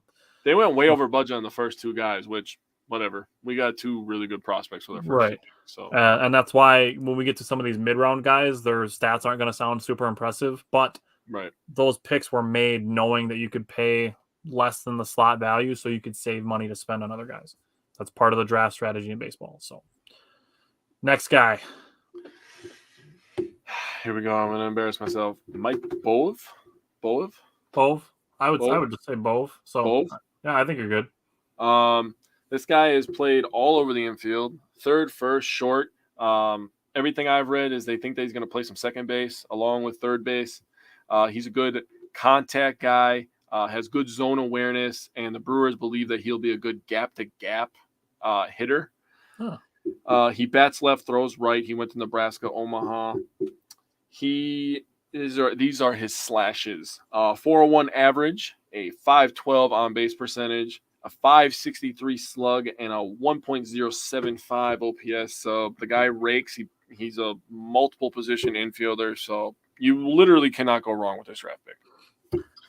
So for me, what I saw in Mike Bove, in addition to what you already said, he had 211 plate appearances last season, only 9 strikeouts. Yep, I saw that. Yep. He played 47 games and struck out 9 times. Love that. Sounds like Sal Frelick 2.0. He reminds me of Tyler Black. Oh, okay. So Tyler Black at first and Tyler Black Jr. at second? And maybe Bryce Durang playing shortstop. Yeah. Andre Monasterio will be in his prime by then. Never know. The Brewers are in a good spot. People The don't Brewers' understand that. farm system was like in the mid to low 20s for like 5 years, from like the late 2010s up until like last season. They're up to coming into the 2023 season. They were up to number 15. They're gonna jump on that list again this season. 100%. Fully confident by next winter they will jump up that list again. Yep. Okay. Next guy, this is one of the guys that they knew they had to go over slot value on, is Eric Batanti. Yeah. So, Eric Batanti. So he was a second-rated player in Cali. So I know that everybody kind of rips on Cali like as a joke, but like Cali like produces good athletes. So being rated second in Cali is impressive. He had a 526 batting average. This guy is a mammoth of a man, by the way, at only 17 years old, 6'4", 218 fucking pounds. This is a grown man in a little kid age. This kind of made me a little upset because he was so close. He was ranked 68th on MLB Pipeline. Yep, I saw that too. Like, damn it! But he did fall to the Brewers as the 87th pick, so that was awesome. I think that he could just be a good third baseman for the future. He's also a lefty batter, so love that. He has good patience and elite defense. Can't go wrong. Yeah. He had an offer from Oregon. Yep. The scouting director said he's likely to be a third baseman. The dude can mash, and he showed it at the combine. He was one of the most home runs at the combine, and he just looks, like you said, he just looks like a gigantic human standing in the batter's box. He does. He's huge. He is still only 17 years old. I know. Next guy, Jason Woodward. He's one of the first guys on here who, like I said, he doesn't have, like jump off the page type stuff to him. He's coming off Tommy John surgery. He's got a good fastball slider combo. He's an underslot guy, a prospect for the pitching lab is essentially what I have for him. Yeah, that's pretty much what I have coming off the Tommy John surgery. Kind of like a guy that we drafted in 2018 because I found this Drew Rasmussen, who we ended up flipping for Willie Adames. So, yep. Okay. Maybe this will be another guy we flip for a guy on May 22nd. Wouldn't that be something? That would be something. All right. Next guy, Ryan Burchard. Yeah, so this guy's a little bit older. He's 21 years old. He went 8-0 with a 1.08 ERA and 95 strikeouts, giving up just 29 hits in 50 innings at the Niagara Community College, County Community College, where he was named Western New York Athletic Conference Player of the Year. So he's got some good stuff. He's got a 0.97 WHIP as well, and he has 16.5 strikeouts per walks. Like it. So one of the things that I have written in is him being a junior college pitcher. The Brewers' last two junior college pitchers that they drafted, Jacob Mizorowski, Aaron Ashby. Okay, I trust that the Brewers scouting department knows what they're doing when they're drafting junior college pitchers. I am on board. Yes, I am on board. All right. Next guy. This might be the guy. This is the guy. Okay. This is the guy. I'm really excited about Josh Noth, but Cooper Pratt may be the guy. So I'll let you go ahead. So Cooper Pratt was projected to be a first rounder, maybe early second rounder, because nobody thought that they were going to be able to get him away from Ole Miss, I believe it was. Yep. This guy has called the best bat to ball skill in high school this last season, and he has tons of raw power that is untapped, as one scout has said. And I was reading up on what scouts were saying about him. Again, this is another 6'4" shortstop. So we had a thing and we went for it this year. He reminds some scouts of the Orioles' Gunnar Henderson. Yep. Right-handed Gunnar Henderson. A right-handed Gunnar Henderson. Yep, he's just a right-hander. Yeah. So that's nice. He was the 45th ranked prospect that I found. So essentially a second round pick. Had he, had teams known that he wasn't going to go to college. Has a And 55 hit tool. So like I said, that's 60 being average. Like he's floating right there. 55 hit tool, 50 power, 50 run, 55 arm, 55 field, 50 overall. This kid, he's like Play-Doh, man, and the Brewers just get to form him into this 5-tool stud. He's already almost average at everything, and they just get to be like, you're now really good at everything. He's the next Jackson Churio. That's fair. He was credited for great zone awareness and good contact, and he was also the Gatorade Player of the Year in Mississippi. Oh, yeah. Good call. I did see that as well. Next guy, Tate Kaner. That's how I would say that. I would say Kaner. We were talking about that's the other part of this high school. Like there's no pronunciation guides out there for this. Yeah, I was like, Jesus Christ. So Tate Kaner, Kaner. I don't know. Kaner. Whatever. I would say Kaner. He's just a left-handed pitching prospect. I could not find much on him. He's just another guy we got to add to the Brewers pitching lab. That he's got some solid stuff. Went to Louisville, so. Yep. So he's a left-handed pitcher, like you said, from Louisville. I might have spelled his name wrong. It might be K-U-E, not K-E-U. Whatever. Either way, I'd still say it the same way. I'd still say Kaner. Yeah. Had a 3.99 ERA last season. Had 54 strikeouts in 38 1/3 inning. The main draw for him is that he's under slot. That's the main thing there. And this will be a continuation of these guys where you see the under slot guys drafted. More strikeouts than innings pitched. So it's going to be a trend. Yeah, that's all you need. So Craig Yoko, another one of those guys. He was an Indiana pitcher. Yep. He was a right-handed pitcher. He made 18 appearances, had 4 wins, 1 hold, 1 save, scoreless in 10 of 17 appearances. Had 5 or more strikeouts in 6 appearances. Didn't allow any more than 2 walks in any appearances. Had a 3.41 ERA, 63 strikeouts in 37 innings pitched. So a good ratio there. 33 hits, 14 earned runs, 19 walks, a 232 opponent batting average. All right, that's Craig Yoho. He did good on that one. All right, you pretty much covered everything. So you want me to do Mark Manfredi too, or you want to take this one? No, I mean, the pitchers. How many pitchers did we draft? We drafted 15, right? Right. 15 pitchers. Yeah. So the Brewers basically are just like, okay, we're just gonna redo all the pitching in the minors, and we're just gonna draft a bunch of high school kids, and we're just gonna see whatever one turns out to be whatever. Yeah. Mark Manfredi was a Dayton left-handed pitcher. Made 15 starts at a 4.99 ERA. Nothing to really, write home about. But 79 1/3 innings, had 96 strikeouts, 38 walks, which is a little high, 71 hits, had a 241 opponent batting average. But this is the thing. His junior year, he had a 211 opponent batting average and a 3.66 ERA.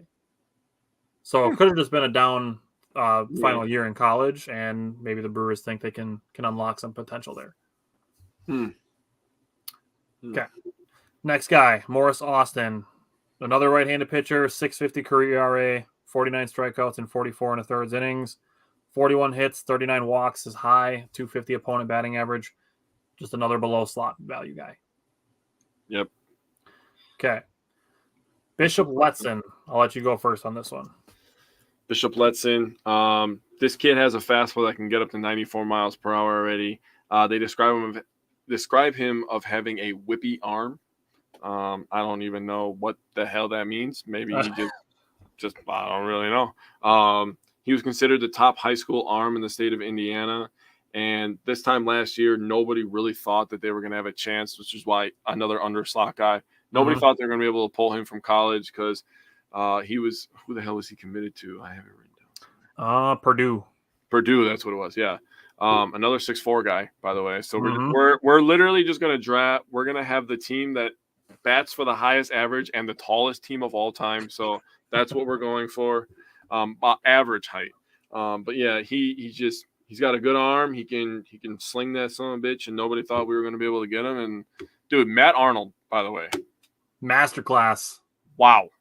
I've seen several people describe this as the Brewers' best draft ever.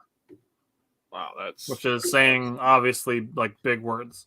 yeah. So Bishop Letson, he's a right-handed pitcher from high school. Jake mentioned his fastball. Ginger Polson, the area scout, said that he's got good breaking stuff. He has an 81 to 83 mile an hour changeup, 73, 74 mile an hour curveball, and an 80 to 82 mile an hour slider. Oh, So Bishop Letson, I'm looking for him to be a fastball slider guy okay. and having about a 10, 12 mile an hour difference in those two pitches. Okay. So Bishop Letson is not one of those guys who was drafted just to kind of help save some slot money. He's one of those guys they save slot money for. Yep, I agree with that. Okay. Next guy, Bjorn Johnson. Bjorn Johnson. This is a guy just because of his name alone. I want him to be good. He does not have overpowering stuff. He has a fastball that goes 83, 84, curveball that goes 72, 73, and a changeup 76 to 78. Now, the pitch spin on the fastball is 1950 to 2100, so that's pretty good, a little below average. The curveball is 1817 to 1867, and the changeup is 1428 to 1466. So he's got the potential. He only has the 3 pitches right now, but if he can obviously up the RPMs, which again we're handing him to the Brewers pitching lab, and I think he could be a fastball. He looks like he's going to be a bullpen guy. To be honest with you, Right? Like a middle innings guy. Yeah, and that's he could develop into a later inning guy. He's made 4 starts in the West Coast League. In 17 innings pitched, he has a 106 ERA, 7 walks, 22 strikeouts, and an 824 whip, which is very, very low. So he's off to a really good start in his first league appearances. Okay, I'm just gonna run through these next 4 guys really quickly. Yep. And then we can get to the last one, which is a guy that I do want to talk about a little bit. Okay. So, Brett, I'm going to say it's Wakrowski. That sounds about right. Yeah. Okay. He has a 6.23 ERA across 121 innings pitched, 73 earned runs, 139 strikeouts, 72 walks, 16.24 whip. He's just a guy you can maybe hand to the pitching lab to see what they can do with him. Next is Hayden Robinson. He's a right-handed pitcher, has an 88 mile an hour fastball, has a changeup in the upper 70s, and then a curveball in the lower 70s. Another guy for the pitching lab. Josh Adamszewski. Yeah, that was the one I did not want to say, bro. He's a shortstop. His max exit velocity last season was 104 miles an hour. His average exit velocity was 93.9, which I'll take. 80% of his contact was on the sweet spot, so I'll take that. Has a good arm for a shortstop. He did hit 3 grand slams in 4 games at one point last season. Damn. He also has an 89 fielding percentage. I like that as well. Which is not horrible. That's, yeah. Next one is Josh Timmerman. He's a right-handed pitcher from Ohio State. He had kind of a rough year. 8.37 ERA in 23 and 2/3 innings. 36 strikeouts, 20 walks. Throws a fastball in the low 90s, and he does throw a sweeper, changeup, and cutter. All right, last guy drafted, last guy that I want to talk about, Justin Chambers. So, do you want to say anything before I toss some stuff out here? You toss first, and then I'll add on. So, Justin Chambers is another guy who is coming off Tommy John surgery. Was described as the best left-handed pitcher in Arizona. Yep. He had offers from Washington State and Arizona State. So, Throws an 88 mile an hour fastball, 82 mile an hour changeup, upper 60s curveball, and a 73 mile an hour slider. So he's got a good pitch mix up. Yeah. I have that, before he got hurt, obviously, because he's in the Tommy John. He was 6-3 record with a 198 ERA, 83 strikeouts to 21 walks over 56 and 2/3 innings. So that's pretty solid stuff. Just another lefty starter. The Brewers they really did do a tremendous job with all the pitching and the third baseman, the shortstops. I mean, they did a really good job. I'll say addressing need and also rebuilding part of their farm system, because we have all these hitters that we're talking about coming up. Obviously, we have some pitchers too, but and then just draft all these high school guys and Man, I'm telling you, Cooper is the guy. Cooper Pratt is the guy out of this draft class that I think I'm the most excited for as well. For me, Cooper Pratt is probably a close second to Josh Noth. Oh, Josh Noth is your guy, huh? I mean, I think the fact that he's already throwing upper 90s with a curveball that rotates as much as it does. Yeah. He to me signals as arguably the most major league ready. Not that he's like ready to be in the majors because it's going to be a couple of years, obviously, but like his current play could like make him the first guy to reach the major league roster. Like I think it's going to be close between him and Wilkin. It's going to be close. Yeah, Wilkin will probably be up. Right. Yeah, just interesting stuff. Mike Bev. I mean, he's interesting too. He plays all over the infield. So I mean. Mm-hmm. They did a tremendous job, man. Eric, tall shortstops, which is just going to be apparently an NL Central thing. Yeah, dude. Tall shortstops. We're going to have the shortest of the tall shortstops, but right. Whatever. I'm here for it. But signing 18 out of 21 draft picks is impressive. And a lot of young kids, man. That's crazy. That's crazy. Giving them time to cook, man. For sure. All righty. Well, thank you everybody for tuning in to another Wisco Fanatics Wednesday. Do come back Friday night. Friday night, we have a show this week. Stat projections. There has been a lot of work going into this, a lot of notebook pages filled up with projecting stats. We're talking 10 guys on offense, 12 guys on defense, projecting a bunch of stats for the Green Bay Packers for 2023, which kicked off training camp today. Simon and Bryant are going to be with us for that. We're going to be talking consensus. So I'm taking all of everybody's projections, making a consensus, and then we're going to discuss who's super high on certain things, who's super low, and we're going to have some discussions based around whose statistics are kind of outliers from where the other three guys are at, and have some really interesting discussions based on those projections, which is going to be really, really, really great episode. One of our last preseason episodes because Jake and I get kind of busy in August, and then we have our live show coming up. August 25th. That'll be at Isaac's in New Holstein. That'll be our live Badgers primer. Then we have one more preseason Packers show, and then we are into football season. I'm telling you right now, dude, I'm going to die in August. I'm literally going to be coaching football 3 days a week. We have live events coming up. I have to be traveling all over America.